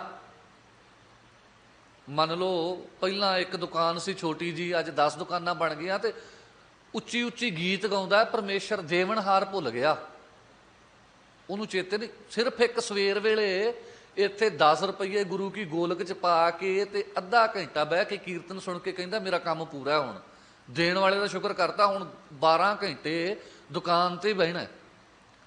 ਦੇਣ ਵਾਲਾ ਤਾਂ ਭੁੱਲ ਗਿਆ ਨਾ, ਇੰਨੇ ਨਾਲ ਸਮਝਿਆ ਵੀ ਮੇਰਾ ਪੂਰਾ ਹੋ ਗਿਆ ਕਾਰਜ। ਹਜੂਰ ਕਹਿੰਦੇ ਉਹਨੂੰ ਚੇਤੇ ਨਾ ਕੀਤਾ, ਤੇ ਦੇਖਿਆ ਦੇਖਿਆ ਸੁਣਿਆ ਬੋਲੇ ਦੌੜਿਓ ਫਿਰਦਾ ਹੈ, ਜਬ ਕਛ ਪਾਵੈ ਤਬ ਹੰਕਾਰ ਹੋ ਗਿਆ ਵੀ ਮੈਂ ਕਮਾਇਆ। ਤੇ ਜਦੋਂ ਉਹ ਦੇਣ ਵਾਲੇ ਨੇ ਖੋਲਿਆ ਨਾ, ਜਬ ਕਛ ਪਾਵੈ ਤਬ ਗਰਭ ਕਰਤਾ ਹੈ, ਮਾਇਆ ਗਈ ਤਬ ਰੋਵਨ ਲਗਤਾ ਹੈ। ਕਹਿੰਦੇ ਜਦੋਂ ਮਾਇਆ ਨਾਸ ਹੋ ਗਈ ਨਾ, ਤੇ ਧਾਹਾਂ ਹੀ ਮਾਰ ਮਾਰ ਕੇ ਰੋਂਦਾ, ਕਹਿੰਦਾ ਪੱਲੇ ਹੀ ਕੁਛ ਨਹੀਂ ਰਹਿ ਗਿਆ। ਇਹ ਹਾਲਾਤ, ਤੇ ਮਾਇਆ ਹੈ ਹੀ ਇਦਾਂ ਦੀ। ਹਜੂਰ ਜਿੱਥੇ ਦੱਸਦੇ ਨੇ ਨਾ ਮਾਇਆ ਦਾ ਸਵਰੂਪ, ਉਹ ਦੱਸਦੇ ਨੇ ਮਾਇਆ ਕਿਵੇਂ ਦੀ ਹੈ। ਕਹਿੰਦੇ ਕਬੀਰ ਮਾਈ ਮਾਇਆ ਛਲ, ਕਹਿੰਦੇ ਬੜਾ ਵੱਡਾ ਧੋਖਾ ਹੈ। ਕਹਿੰਦੇ ਮਹਾਰਾਜ ਸਮਝਾਓ ਕਿਵੇਂ ਧੋਖਾ। ਕਹਿੰਦੇ ਤ੍ਰਿਣਕੀ ਅਗਨ ਜਦੋਂ ਆਉਂਦੀ ਹੈ ਨਾ ਕਿਸੇ ਕੋਲੇ, ਇੱਦਾਂ ਆਉਂਦੀ ਆ ਜਿਵੇਂ ਸੁੱਕੇ ਘਾਹ ਨੂੰ ਅੱਗ ਲਾਈਏ। ਚਲੋ ਤੁਹਾਨੂੰ ਘਾਹ ਦੀ ਅੱਗ ਤਾਂ ਸਮਝ ਨਹੀਂ ਆਉਣੀ, ਕਾਗਜ਼ ਨੂੰ ਅੱਗ ਲਾਈਏ ਤੇ ਕਿੰਨੀ ਛੇਤੀ ਫੜਦੀ ਆ। ਕਹਿੰਦੇ ਇੱਦਾਂ ਮਾਇਆ ਆਉਂਦੀ ਆ ਜਿਵੇਂ ਕਾਗਜ਼ਾਂ ਨੂੰ ਅੱਗ ਪੈਂਦੀ ਹੈ ਨਾ, ਇੱਦਾਂ ਆਉਂਦੀ ਆ ਬੜੀ ਤੇਜ਼ੀ ਨਾਲ। ਤੇ ਟਿਕਦੀ ਕਿੰਨਾ ਚਿਰ ਆ ਮਹਾਰਾਜ? ਕਹਿੰਦੇ ਮੇਘ ਕੀ ਛਾਇਆ, ਆ ਬੱਦਲ ਦੀ ਛਾਂ ਥੱਲੇ ਕੋਈ ਮੰਜਾ ਡਾਹ ਕੇ ਸੁੱਤਾ ਵੇਖਿਆ? ਕਹਿੰਦੇ ਇੰਨਾ ਕੁ ਚਿਰ ਟਿਕਦੀ ਆ। ਤੇ ਮਹਾਰਾਜ ਜਦੋਂ ਜਾਂਦੀ ਆ, ਹਜੂਰ ਕਹਿੰਦੇ ਗੋਬਿੰਦ ਭਜਨ ਬਿਨ ਹੜਕਾ ਜਲ। ਕਹਿੰਦੇ ਜੇ ਤੂੰ ਰੱਬ ਭੁੱਲ ਜੇ ਨਾ ਮਾਇਆ 'ਚ ਆ ਕੇ, ਤੇ ਜਦੋਂ ਫਿਰ ਇਹ ਜਾਂਦੀ ਹੈ ਨਾ, ਹੜ੍ਹ ਦੇ ਪਾਣੀ ਵਾਂਗੂ ਜਾਂਦੀ ਆ। ਕਹਿੰਦੇ ਮਹਾਰਾਜ ਹੜ੍ਹ ਦਾ ਪਾਣੀ ਤਾਂ ਗਿਆ ਸੁਖਦਾਇਕ ਹੈ, ਵੀ ਚੰਗਾ ਹੜ੍ਹ ਦਾ ਪਾਣੀ ਲੰਘ ਗਿਆ। ਉਹ ਕਹਿੰਦੇ ਨਹੀਂ, ਹੜ੍ਹ ਦੇ ਪਾਣੀ ਦੀ ਇੱਕ ਖਾਸੀਅਤ ਹੁੰਦੀ ਆ, ਉਹ ਇਕੱਲਾ ਨਹੀਂ ਜਾਂਦਾ। ਉਹ ਜਿੱਥੇ ਵੀ ਜਾਂਦਾ, ਜੋ ਵੀ ਉਹਦੀ ਚਪੇਟ 'ਚ ਆ ਗਿਆ ਉਹਨੂੰ ਨਾਲ ਹੀ ਰੋੜ ਕੇ ਲੈ ਜਾਂਦਾ। ਪਿੱਛੇ ਕੀ ਛੱਡਦਾ? ਰੜੇ ਟਿੱਬੇ ਮੈਦਾਨ। ਕਹਿੰਦੇ ਮਾਇਆ ਇਦਾਂ ਦੀ ਹੈ, ਇਹਨੇ ਆਪ ਤਾਂ ਕੀ ਟਕਣਾ, ਤੇਰਾ ਜਪ ਤਪ ਭਜਨ ਕੁਝ ਨਹੀਂ ਛੱਡਣਾ। ਹੁਣ ਇੱਥੇ ਇੱਕ ਗੱਲ ਹੋਰ ਚੇਤੇ ਰੱਖਿਓ, ਮਾਇਆ ਜ਼ਰੂਰੀ ਆ ਪਰ ਕਿੱਥੇ, ਜੇਬ ਵਿੱਚ। ਸਿਰ ਨੂੰ ਨਾ ਚੜ੍ਹ ਜਾਵੇ, ਸਿਰ ਨੂੰ ਚੜ੍ਹੀ ਹੋਈ ਮਾੜੀ ਹੈ। ਤਾਂ ਹਜ਼ੂਰ ਕਹਿੰਦੇ ਉਹ ਮਾਇਆ ਦੇ ਪ੍ਰਭਾਵ 'ਚ ਐਸਾ ਲੀਨ ਹੋਇਆ ਮਹਾਰਾਜ ਜੀ, ਹੁਣ ਪਛਤਾਵਾ ਹੀ ਪੱਲੇ ਰਹਿ ਗਿਆ। ਪ੍ਰਿਆ ਪ੍ਰੇਮ ਸਹਿਜ ਮਨ ਆਨੰਦ ਧਰੋਰੀ। ਤਾਂ ਹੁਣ ਸਾਧੂ ਨੇ ਅੱਗਿਓਂ ਉਪਦੇਸ਼ ਦਿੱਤਾ, ਤੂੰ ਪ੍ਰਿਆ ਜਿਹੜਾ ਪਿਆਰਾ ਵਾਹਿਗੁਰੂ ਹੈ ਨਾ, ਉਹਦਾ ਪ੍ਰੇਮ ਧਾਰਨ ਕਰ ਆਪਣੇ ਚਿੱਤ ਵਿੱਚ। ਅੱਛਾ, ਪ੍ਰੇਮ ਕਿਵੇਂ ਕਰਦੇ ਹੋ? ਸਾਡਾ ਪ੍ਰੇਮ ਕਿਵੇਂ ਹੈ ਵੀ ਜੇ ਇੱਥੇ ਬੈਠੇ ਤੂੰ ਉੱਚੀ ਉੱਚੀ ਵਾਹਿਗੁਰੂ ਵਾਹਿਗੁਰੂ ਵਾਹਿਗੁਰੂ, ਤੇ ਦੁਕਾਨ ਤੇ ਕੀ ਕਰਦੇ ਆ? ਜਿਹੜਾ ਆ ਗਿਆ ਇਹ ਸੋਚਦੇ ਆ ਵੀ ਇਹਦੇ ਕੱਪੜੇ ਵੀ ਜੇ ਲਾਹ ਹੀ ਲਈਏ ਤਾਂ ਫੇਰ ਗੱਲ ਬਣੇ ਨਾ, ਇਹ ਆ ਜੋ ਗਿਆ ਮੇਰੇ ਕਾਬੂ। ਆ ਵੇਖਿਆ ਨਾ, ਹੁਣ ਥੋੜਾ ਜਿਹਾ ਪੰਜਾਬ 'ਚ ਹੜ੍ਹ ਆਏ ਨੇ, ਗੁਰੂ ਮਹਾਰਾਜ ਕਿਰਪਾ ਕਰੇ, ਖਾਲਸੇ ਦੀ ਕਰਮ ਭੂਮੀ, ਖਾਲਸੇ ਦੀ ਜਨਮ ਭੂਮੀ, ਉਹਦੀ ਰੱਖਿਆ ਕਰੇ ਪਰਮੇਸ਼ਰ। ਤੇ ਲੋਕਾਂ ਦਾ ਧਰਮ ਤੇ ਈਮਾਨ ਡੋਲ ਗਿਆ। ਜਿਹੜਾ ਆਟਾ 20 ਤੋਂ 25 ਰੁਪਏ ਕਿਲੋ ਸੀ, ਲੋਕ ਦੁੱਗਣੇ ਤੋਂ ਤਿੱਗਣੇ ਰੇਟ ਕਰਤੇ ਨੇ। ਤੇ ਇੱਥੇ ਜਿਨ੍ਹਾਂ ਨੂੰ ਮੀਡੀਏ ਦਾ ਸਾਰਾ ਹੀ ਜ਼ੋਰ ਲੱਗਿਆ ਹੋਇਆ ਸੀ ਵੀ ਇਹ ਅੱਤਵਾਦੀ ਹੈ ਜੀ, ਇਹ ਵੱਖਵਾਦੀ ਨੇ, ਉਹਨਾਂ ਨੇ ਲੰਗਰ ਲਾਤੇ ਆ। ਕਿਉਂਕਿ ਸਾਡੀ ਪਰਵਰਿਸ਼ ਹੀ ਇਦਾਂ ਦੀ ਹੈ ਨਾ। ਇੱਕ ਸਾਧੂ ਸੀ ਕੋਈ, ਉਹ ਨਦੀ ਦੇ ਵਿੱਚ ਖਲੋਤਾ ਇਸ਼ਨਾਨ ਕਰਨ ਵਾਸਤੇ, ਤੇ ਕੀ ਵੇਖਿਆ ਵੀ ਇੱਕ ਬਿੱਛੂ ਠੂਹਾਂ ਡੰਗ ਮਾਰਨ ਵਾਲਾ ਉਹ ਰੁੜਿਆ ਜਾਂਦਾ। ਹੁਣ ਸਾਧੂ ਦਾ ਸੁਭਾਅ ਹੈ, ਉਹਨੇ ਹੱਥ ਦਿੱਤਾ ਤੇ ਠੂਹਾਂ ਹੱਥ ਦੇ ਚੜ ਗਿਆ, ਤੇ ਹੱਥ ਦੇ ਹੁਣ ਠੂਹਿਆਂ ਦਾ ਵੀ ਸੁਭਾਅ ਹੈ ਵੀ ਉਹਨੇ ਵੇਖਣਾ ਨਹੀਂ ਵੀ ਇਹ ਮੇਰਾ ਸ਼ੁਭ ਚਿੰਤਕ ਹੈ ਕਿ ਕੌਣ ਹੈ, ਉਹਨੇ ਡੰਗ ਮਾਰਨਾ। ਉਹਨੇ ਡੰਗ ਮਾਰਿਆ, ਜਦੋਂ ਡੰਗ ਮਾਰਿਆ ਦਰਦ ਹੋਈ, ਹੱਥ ਨੂੰ ਝਟਕਾ ਲੱਗਿਆ ਤਾਂ ਫੇਰ ਪਾਣੀ 'ਚ ਡਿੱਗ ਗਿਆ। ਉਹਨਾਂ ਨੇ ਫੇਰ ਚੁੱਕਿਆ, ਫੇਰ ਡੰਗ ਮਾਰਿਆ। ਉਹ ਨੇੜੇ ਚੇਲਾ ਖਲੋਤਾ ਸੀ ਮੇਰੇ ਵਰਗਾ, ਉਹ ਕਹਿੰਦਾ ਬਾਬਾ ਜੀ ਜਿਹਨੂੰ ਇਹ ਹੀ ਨਹੀਂ ਪਤਾ ਇਹ ਮੇਰਾ ਭਲਾ ਕਰਦਾ, ਉਹ ਫੇਰ ਡੰਗ ਮਾਰਦਾ, ਇਹਨੂੰ ਮਰਨ ਦਿਓ, ਖਾਂ ਪਾਣੀ 'ਚ ਡਿੱਗਣ ਦਿਓ। ਉਹ ਸਾਧੂ ਕਹਿੰਦਾ ਓਏ ਤੂੰ ਮੈਨੂੰ ਠੂਹੇ ਤੋਂ ਵੀ ਮਾੜਾ ਸਮਝਦਾ? ਕਹਿੰਦੇ ਕਿਵੇਂ? ਕਹਿੰਦੇ ਇਹ ਪਸ਼ੂ ਹੋ ਕੇ ਆਪਣਾ ਸੁਭਾਅ ਨਹੀਂ ਛੱਡਦਾ ਡੰਗ ਮਾਰਨ ਵਾਲਾ, ਮੈਂ ਸਾਧੂ ਹੋ ਕੇ ਆਪਣਾ ਦਇਆ ਕਰਨ ਵਾਲਾ ਸੁਭਾਅ ਕਿਵੇਂ ਛੱਡਦੇ ਆ? ਤੋ ਖਾਲਸਾ ਜਿਹੜਾ ਇਹ ਸੰਤ ਸਿਪਾਹੀ ਆ, ਸਾਨੂੰ ਤੁਸੀਂ ਅੱਤਵਾਦੀ ਕਹੋ, ਸਾਨੂੰ ਤੁਸੀਂ ਵੱਖਵਾਦੀ ਕਹੋ, ਜਿੱਦਣ ਤੁਸੀਂ ਵਿਪਤਾ 'ਚ ਹੋਵੋਗੇ, ਜੇ ਤੁਸੀਂ ਕਿਸੇ ਨੂੰ ਆਪਣੇ ਨਾਲ ਸਹਾਇਕ ਦੇ ਰੂਪ ਵਿੱਚ ਲੱਭੋਗੇ ਤਾਂ ਉਹ ਗੁਰੂ ਕਾ ਸਿੱਖ ਹੋਏਗਾ। ਕਿਉਂਕਿ ਸਾਡੀ ਪਰਵਰਿਸ਼ ਹੀ ਐਸੀ ਹੈ ਨਾ। ਸਾਡਾ ਪਿਤਾ ਹੈ ਨਾ ਜਿਹੜਾ ਧੰਨ ਗੁਰੂ ਕਲਗੀਧਰ ਮਹਾਰਾਜ, ਉਹਨੇ ਸਾਨੂੰ ਪਰਵਰਿਸ਼ ਹੀ ਇਹ ਦਿੱਤੀ ਹੈ। ਜਿੱਥੇ ਸੰਤ ਦਾ ਲੱਖਣ ਸੰਸਕ੍ਰਿਤੀ ਦੇ ਵਿੱਚ ਸੰਤ ਦਾ ਲੱਖਣ ਰੱਖਿਆ ਨਾ, ਉੱਥੇ ਕਹਿੰਦੇ ਨੇ ਸੰਤ ਦਾ ਲੱਛਣ ਕੀ ਹੈ? ਸਾਧੂ ਕੌਣ? ਖਾਲਸਾ ਸੰਤ ਸਿਪਾਹੀ ਹੈ ਨਾ। ਸਾਧੂ ਦਾ ਲੱਛਣ ਕੀ ਹੈ? ਉਹ ਕਹਿੰਦੇ ਸਾਧੂ ਦਾ ਲੱਛਣ ਹੈ ਨਾਨਕ ਭੋਜਨ ਅਨਕ ਪ੍ਰਕਾਰੇਣ ਨਿੰਦਕ ਆਵਦ ਹੋਏ ਉਪਤਿਸ਼ਟ ਤੇ। ਕਹਿੰਦੇ ਸਾਧੂ ਦਾ ਸੁਭਾਅ ਹੈ ਵੀ ਇੱਕ ਬੰਨੇ ਤੇ ਕੋਈ ਸੇਵਕ ਹੋਵੇ, ਉਹ ਇੱਕ ਥਾਲ ਵਿੱਚ 36 ਪ੍ਰਕਾਰ ਦੇ ਭੋਜਨ ਪਰੋਸ ਕੇ ਲੈ ਕੇ ਆਵੇ, ਬੜੇ ਪਿਆਰ ਨਾਲ ਚਰਨ ਧੋਵੇ, ਹੱਥ ਧਵਾਵੇ ਤੇ ਆਸਣ ਲਾ ਕੇ ਕਹੇ ਵੀ ਮਹਾਂਪੁਰਖੋ ਛਕੋ ਪ੍ਰਸ਼ਾਦਾ।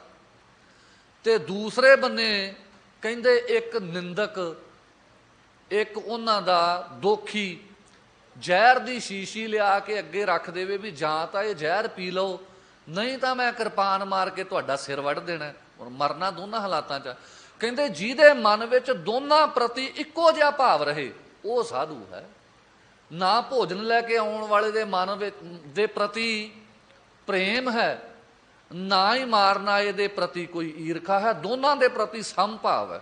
ਹੁਣ ਸਾਡੇ 'ਚੋਂ ਵੀ ਕਈ ਕਹਿੰਦੇ ਨੇ ਵੀ ਜਿਹੜੇ ਸਾਨੂੰ ਮਾਰਦੇ ਆ 84 'ਚ ਜਿਨ੍ਹਾਂ ਨੇ ਸਾਨੂੰ ਗਲਾਂ 'ਚ ਟਾਇਰ ਪਾ ਪਾ ਕੇ ਸਾੜਿਆ, ਉਹਨਾਂ ਨੂੰ ਹੀ ਅਸੀਂ ਆਕਸੀਜਨ ਦੇ ਸਿਲੰਡਰ ਦਿੱਤੇ ਨੇ ਕਰੋਨਾ ਕਾਲ ਵੇਲੇ। ਤੋ ਇਹ ਸਾਡੀ ਪਰਵਰਿਸ਼ ਹੈ। ਜਿਹੜੀ ਉਹਨਾਂ ਦੀ ਪਰਵਰਿਸ਼ ਸੀ ਉਹਨਾਂ ਨੇ ਆਪਣੀ ਪਰਵਰਿਸ਼ ਦਿਖਾਈ ਹੈ, ਜਿਹੜੀ ਸਾਡਾ ਸੁਭਾਅ ਹੈ ਅਸੀਂ ਆਪਣਾ ਸੁਭਾਅ ਦਿਖਾਇਆ ਹੈ। ਤੋ ਕਹਿੰਦੇ ਨੇ ਤੂੰ ਆਪਣਾ ਉਹ ਜਿਹੜਾ ਪਤੀ ਹੈ ਉਹਦਾ ਪ੍ਰੇਮ ਧਾਰਨ ਕਰ, ਪ੍ਰਿਆ ਪਿਆਰਾ ਵਾਹਿਗੁਰੂ, ਉਹਦਾ ਪ੍ਰੇਮ ਸੁਤੇ ਸਿੱਧ। ਕਿਵੇਂ ਯਾਦ ਕਰਦੇ ਆ? ਹੁਣ ਇੱਥੇ ਬੈਠੇ ਵਾਹਿਗੁਰੂ ਵਾਹਿਗੁਰੂ ਕਰਦੇ ਆ, ਜਦੋਂ ਦੁਕਾਨ ਤੇ ਬੈਠੇ ਸਮਭਾਵ, ਉੱਥੇ ਵੀ ਪ੍ਰੇਮ। ਇੱਕ ਮਾਤਾ ਹੈ, ਉਹਦਾ ਬੱਚਾ ਵਿਦੇਸ਼ 'ਚ ਹੈ, ਤੇ ਉਹ ਜਦੋਂ ਬੱਚੇ ਨੂੰ ਯਾਦ ਕਰਨ ਦਾ ਕੋਈ ਸਮਾਂ ਹੈ, ਜਿਵੇਂ ਆਪਾਂ ਤਾਂ ਸਮਾਂ ਮਿਥ ਲਿਆ ਨਾ ਵੀ ਅਸੀਂ ਸਵੇਰ ਵੇਲੇ ਜਾਣਾ ਸੀਸਗੰਜ ਸਾਹਿਬ, ਉਦੋਂ ਬਾਅਦ ਸਾਰਾ ਦਿਨ ਨਾ ਜੀ, ਇੱਕ ਟਾਈਮ ਬੰਨਿਆ ਸੀ ਨਾ। ਜਿਵੇਂ ਮਾਤਾ ਪ੍ਰੇਮ ਕਰਦੀ ਹੈ ਬੱਚੇ ਨੂੰ, ਜੇ ਉਹ ਘਰ ਵਿੱਚ ਕਮਰੇ 'ਚ ਬੈਠਾ ਹੈ 10 ਵਾਰ ਜਾ ਕੇ ਉਹਦੇ ਕਮਰੇ 'ਚ ਪੁੱਛ ਕੇ ਆਉਂਦੀ ਹੈ ਕੁਝ ਖਾਣਾ ਤਾਂ ਨਹੀਂ, ਤੂੰ ਚਾਹੀਦਾ ਤਾਂ ਨਹੀਂ ਕੁਛ ਤੈਨੂੰ? ਇਦਾਂ ਵਾਹਿਗੁਰੂ ਨੂੰ ਸਮਾਰੀਏ, ਸਵਾਸ ਸਵਾਸ ਕਰਕੇ, ਸੁਤੇ ਸਿੱਧ ਮਿੱਥ ਕੇ ਨਾ ਜਾਈਏ ਵੀ ਆਹ ਟਾਈਮ ਬੰਨਿਆ, ਕੋਈ ਆ ਕੇ ਕਹੂਗਾ ਚੱਲੀਏ ਟਾਈਮ ਹੋ ਗਿਆ, ਨਾ ਕੋਈ ਟਾਈਮ ਹੀ ਨਹੀਂ। ਸਾਸ ਸਾਸ ਸੰਭਾਲਤਾ, ਹਰ ਇੱਕ ਸਾਹ ਦੇ ਨਾਲ। ਤਾਂ ਗੁਰੂ ਸਾਹਿਬ ਤਾਂ ਕਹਿੰਦੇ ਨੇ ਬੰਦੋ ਹੋਏ ਬੰਦਗੀ ਗਹਿ, ਤੂੰ ਬੰਦਾ ਹੀ ਤਾਂ ਹੈ ਜੇ ਬੰਦਗੀ ਕਰੇ ਤਾਂ ਸਵਾਸ ਸਵਾਸ ਕਰਕੇ। ਤਾਂ ਮਾਰੇ ਕਹਿੰਦੇ ਨੇ ਸੁਤੇ ਸੇ ਤੋਂ ਉਹਦਾ ਪ੍ਰੇਮ ਧਾਰਨ ਕਰ, ਜਿੱਥੇ ਮਰਜੀ ਬੈਠਾ ਹੋਵੇਂ, ਹਾਥ ਪਾਵ ਕਰ ਕਾਮ ਸਭ ਚੀਤ ਨਿਰੰਜਨ ਨਾਲ, ਤੇਰਾ ਚਿੱਤ ਜੁੜਿਆ ਹੋਵੇ ਵਾਹਿਗੁਰੂ ਨਾਲ। ਦੁਕਾਨ ਤੇ ਬੈਠਾ ਕੰਮ ਕਰਦਾ, ਹੱਥ ਪੈਰ ਤੇਰੇ ਕੰਮ ਕਰਦੇ ਨੇ, ਚਿੱਤ ਤੇਰਾ ਪਰਮੇਸ਼ਰ ਨਾਲ ਜੁੜਿਆ ਉੱਥੇ ਵੀ। ਸੁਤੇ ਸਿੱਧ ਹੀ ਮਨ ਆਨੰਦ ਧਰੋਰੀ, ਮਨ ਦੇ ਵਿੱਚ ਆਨੰਦ ਨੂੰ ਧਾਰਨ ਕਰ ਉਸ ਵਾਹਿਗੁਰੂ ਦੇ ਦਰਸ਼ਨ ਕਰਕੇ। ਤੂੰ ਵਿਛੋੜਾ ਸਹਿੰਦੀ ਕਿਉਂ ਹੈ, ਤੂੰ ਉਹਨੂੰ ਦੂਰ ਜਾਣਦੀ ਕਿਉਂ ਹੈ? ਤੂੰ ਇਹ ਜਾਣ ਉਹ ਹਰ ਸਮੇਂ ਮੇਰੇ ਨਾਲ ਹੈ। ਤੇ ਸਿੱਖ ਤਾਂ ਉਹੀ ਹੈ ਨਾ ਜਿਹੜਾ ਹਰ ਸਮੇਂ ਇਹ ਸੋਚੇ ਗੁਰ ਮੇਰਾ ਸੰਗ ਸਦਾ ਹੈ ਨਾਲੇ। ਅਸੀਂ ਕੀ ਸੋਚਦੇ ਹਾਂ ਵੀ ਸਤਿਗੁਰ ਮਹਾਰਾਜ ਤਾਂ ਸਿਰਫ ਸੀਸਗੰਜ ਸਾਹਿਬ ਬੈਠੇ ਨੇ, ਹੁਣ ਸਵੇਰੇ ਸਵੇਰੇ ਇੱਥੇ ਆ ਗਏ, ਇੱਥੇ ਸਭ ਨਾਲ ਪ੍ਰੇਮ ਨਾਲ ਬੋਲਣਾ। ਜਦੋਂ ਦੁਕਾਨ ਤੇ ਚਲੇ ਗਏ ਤੇ ਜਿਹੜੇ ਐਮਪਲੋਏ ਨੇ ਮੇਰੇ ਨਾਲ ਦੇ ਉਹਨਾਂ ਨੂੰ ਭੱਜ ਭੱਜ ਕੇ ਪੈਣਾ ਨਾ। ਸਾਡਾ ਗੁਰੂ ਕੌਣ ਹੈ? ਮਿੱਠ ਬੋਲੜਾ ਜੀ ਹਰ ਸੱਜਣ ਸੁਆਮੀ ਮੋਰਾ, ਹਉ ਸੰਮਲ ਥੱਕੀ ਜੀ, ਉਹ ਕਦੇ ਨਾ ਬੋਲੇ ਕੌੜਾ। ਤੇ ਮਿੱਤਰਤਾ ਹੁੰਦੀ ਆ ਇੱਕੋ ਜਿਹਾਂ 'ਚ। ਜੇ ਗੁਰੂ ਤੇਗ ਬਹਾਦਰ ਸਾਹਿਬ ਸੱਚੇ ਪਾਤਸ਼ਾਹ ਨਾਲ ਸਾਡਾ ਪ੍ਰੇਮ ਹੈ ਤੇ ਅਸੀਂ ਵੀ ਮਿੱਠਾ ਬੋਲੀਏ, ਫਿੱਕਾ ਨਹੀਂ ਬੋਲ ਸਕਦੇ ਅਸੀਂ, ਕਿਉਂਕਿ ਸਾਡਾ ਮਾਲਕ ਹੈ, ਉਹ ਮਿੱਠ ਬੋਲੜਾ, ਉਹਨੂੰ ਪਸੰਦ ਹੀ ਉਹ ਨੇ ਜਿਹੜੇ ਮਿੱਠ ਬੋਲਣੇ ਨੇ। ਤਾਂ ਕਹਿੰਦੇ ਨੇ ਉਹਦਾ ਆਨੰਦ ਧਾਰਨ ਕਰਨ ਚਿੱਤ ਵਿੱਚ, ਹਰ ਸਮੇਂ ਉਹਨੂੰ ਨਾਲ ਜਾਣ। ਪ੍ਰਭ ਮਿਲਬੇ ਕੀ ਲਾਲਸਾ, ਤੇਰੇ ਚਿੱਤ ਦੇ ਅੰਦਰ ਜਿਹੜੀ ਲਾਲਸਾ ਹੈ ਨਾ, ਇੱਛਾ ਹੈ, ਉਹ ਪ੍ਰਭੂ ਨੂੰ ਮਿਲਣ ਦੀ ਹੈ। ਤਾਤੇ ਆਲਸ ਕਹਾ ਕਰੋਰੀ, ਤਾਂ ਕਰਕੇ ਤੂੰ ਆਲਸ ਕਿਉਂ ਕਰਦੀ ਹੈ? ਸਾਡਾ ਕੀ ਹੈ? ਅਲਾਰਮ ਲਾ ਲਿਆ, ਅੰਮ੍ਰਿਤ ਵੇਲੇ ਜਾਗਣਾ। ਇੱਕ ਗੱਲ ਹੋਰ ਚੇਤੇ ਰੱਖਿਓ ਸਾਧ ਸੰਗਤ ਜੀ, ਇਹ ਸਾਡੀ ਦਿਨਚਰਿਆ ਵਿਗੜਦੀ ਜਾਂਦੀ ਹੈ। ਰਾਤ ਨੂੰ ਅਸੀਂ ਭੂਤਾਂ ਵਾਂਗੂ 1-1 ਵਜੇ ਤਾਈਂ ਜਾਗਦੇ ਹਾਂ, ਸਵੇਰੇ ਉੱਠਦੇ ਹਾਂ ਅਸੀਂ। ਅੱਜ ਕੱਲ੍ਹ ਦੇ ਸਿੱਖ ਸੂਰਜਮੁਖੀ ਸਿੱਖ ਹੋ ਗਏ ਨੇ। ਜਿਵੇਂ ਸੂਰਜਮੁਖੀ ਹੈ ਨਾ, ਉਹ ਸੂਰਜਮੁਖੀ ਦੇ ਪੱਤੇ ਉਦੋਂ ਖੁੱਲ੍ਹਦੇ ਨੇ ਜਦੋਂ ਸੂਰਜ ਨੂੰ ਵੇਖਦੇ ਨੇ, ਇੱਦਾਂ ਦੇ ਹੀ ਸਿੱਖ ਹੋ ਗਏ ਨੇ। ਸਾਡੀ ਅੱਖ ਹੀ ਉਦੋਂ ਖੁੱਲ੍ਹਦੀ ਆ। ਉਹ ਵੀ ਅਸੀਂ ਪੜਦੇ ਪੁੜਦੇ ਮੋਟੇ ਹੀ ਲਾਏ ਨੇ ਵੀ ਅੰਦਰ ਚਾਨਣ ਆਵੇ ਹੀ ਨਾ। ਨੇਮ ਕਿੰਨਾ ਰਹਿ ਗਿਆ ਸਾਡੇ ਕੋਲ? ਨੇਮ ਤਾਂ ਰਿਹਾ ਹੀ ਨਹੀਂ। ਤੇ ਜੇ ਗੁਰੂ ਸਾਹਿਬ ਨੂੰ ਪੁੱਛੀਏ ਵੀ ਮਹਾਰਾਜ ਅੰਮ੍ਰਿਤ ਵੇਲੇ ਜਾਗਣਾ ਜ਼ਰੂਰੀ ਹੈ, ਵੀ ਅਸੀਂ ਤਾਂ ਦੁਕਾਨਾਂ ਹੀ 11 ਵਜੇ, ਸਾਡੇ ਕੋਲ ਬਹਾਨੇ ਨੇ ਨਾ ਵੀ 11 ਵਜੇ ਤਾਂ ਦੁਕਾਨ ਬੰਦ ਕੀਤੀ ਹੈ ਜੀ, 11 ਵਜੇ ਦੁਕਾਨ ਬੰਦ ਕੀਤੀ ਹੈ, 12 ਵਜੇ ਘਰ ਆਏ ਆ, 1 ਵਜੇ ਪ੍ਰਸ਼ਾਦਾ ਛਕਿਆ, 1 ਵਜੇ ਸੁੱਤੇ ਆ, ਤੇ ਕਿਵੇਂ ਉੱਠ ਗਏ 7 ਵਜੇ ਤੋਂ ਪਹਿਲਾਂ, 6 ਵਜੇ ਤੋਂ ਪਹਿਲਾਂ? ਤਾਂ ਬਾਬੇ ਫਰੀਦ ਨੂੰ ਪੁੱਛਿਆ ਵੀ ਮਹਾਰਾਜ ਫਿਰ ਕਿਵੇਂ ਪ੍ਰਮਾਣਿਤ? ਮਹਾਰਾਜ ਕਹਿੰਦੇ ਨੇ ਫਰੀਦਾ ਪਿਛਲ ਰਾਤ ਨਾ ਜਾਗਿਓ, ਜੇ ਪਹਿਰ ਰਾਤ ਰਹਿੰਦੀ ਨਾ ਜਾਗਿਆ ਨਾ ਤੂੰ, ਜੀਵੰਦੜੋ ਮੋਇਓ, ਤੂੰ ਸਮਝੀ ਜਾ ਵੀ ਮੈਂ ਜਿਉਂਦਾ। ਮਹਾਰਾਜ ਕਹਿੰਦੇ ਗੁਰੂ ਪਰਮੇਸ਼ਰ ਵੱਲੋਂ ਤੂੰ ਮਰਿਆ ਹੀ ਆ, ਤੂੰ ਜਿਉਂਦਾ ਨਹੀਂ ਹੈ, ਮੁਰਦਾ ਹੈ ਤੂੰ। ਤਾਂ ਮਹਾਰਾਜ ਨੇ ਸਾਨੂੰ ਉਪਦੇਸ਼ ਹੀ ਇਹ ਕੀਤਾ ਕਿ ਪਹਿਰ ਰਾਤ ਰਹਿੰਦੀ ਜਾਗਣਾ, ਆਲਸ ਨਹੀਂ ਕਰਨਾ। ਅਸੀਂ ਕੀ ਕਹਿੰਦੇ ਵੀ ਕੋਈ ਨਹੀਂ ਅੱਜ ਹੋ ਗਿਆ ਕੱਲ੍ਹ ਨੂੰ ਕਰਾਂਗੇ, ਕੱਲ੍ਹ ਨੂੰ ਕਹਿੰਦੇ ਫਿਰ ਕੱਲ੍ਹ ਨੂੰ ਕਰਾਂਗੇ। ਕੱਲ੍ਹ ਤਾਂ ਕਦੇ ਆਇਆ ਹੀ ਨਹੀਂ ਨਾ, ਫਿਰ ਕੱਲ੍ਹ ਤਾਂ ਲੰਘ ਗਿਆ। ਅਜੇ ਨਹੀਂ, ਬੱਚੇ ਵੱਡੇ ਹੋ ਜਾਣ ਫਿਰ ਜਪ ਸ਼ੁਰੂ ਕਰਾਂਗੇ। ਜਦੋਂ ਬੱਚੇ ਵੱਡੇ ਹੋ ਗਏ ਤੇ ਫਿਰ ਐਸਾ ਮਾਇਆ ਨੇ ਮੋਹਿਆ, ਸਾਰਾ ਜੀਵਨ ਇੱਦਾਂ ਹੀ ਲੰਘ ਗਿਆ, ਸਾਡਾ ਨੇਮ ਹੀ ਨਾ ਪੱਕਾ ਹੋਇਆ। ਔਰ ਨੇਮ ਵੀ ਕਰਨਾ ਪ੍ਰੇਮ ਨਾਲ, ਕਾਹਲੀ ਨਾਲ ਨਹੀਂ, ਪ੍ਰੇਮ ਸਹਿਤ ਕਰਨਾ। ਜੇ ਨਿਤਨੇਮ ਕਰਨਾ ਨਾ, ਜਪਜੀ ਸਾਹਿਬ ਦਾ ਪਾਠ ਇੰਨੇ ਪ੍ਰੇਮ ਨਾਲ ਕਰਦੇ ਜਾਈਏ, ਇੰਨੀ ਭਾਵਨਾ ਨਾਲ ਕਰਦੇ ਜਾਈਏ, ਇੱਕ ਇੱਕ ਸ਼ਬਦ ਹੈ ਜਿਹੜਾ, ਇੱਕ ਇੱਕ ਅੱਖਰ ਗੁਰੂ ਕੀ ਬਾਣੀ ਦਾ ਸਾਡੇ ਚਿੱਤ ਵਿੱਚ ਦੀ ਲੰਘਦਾ ਜਾਵੇ।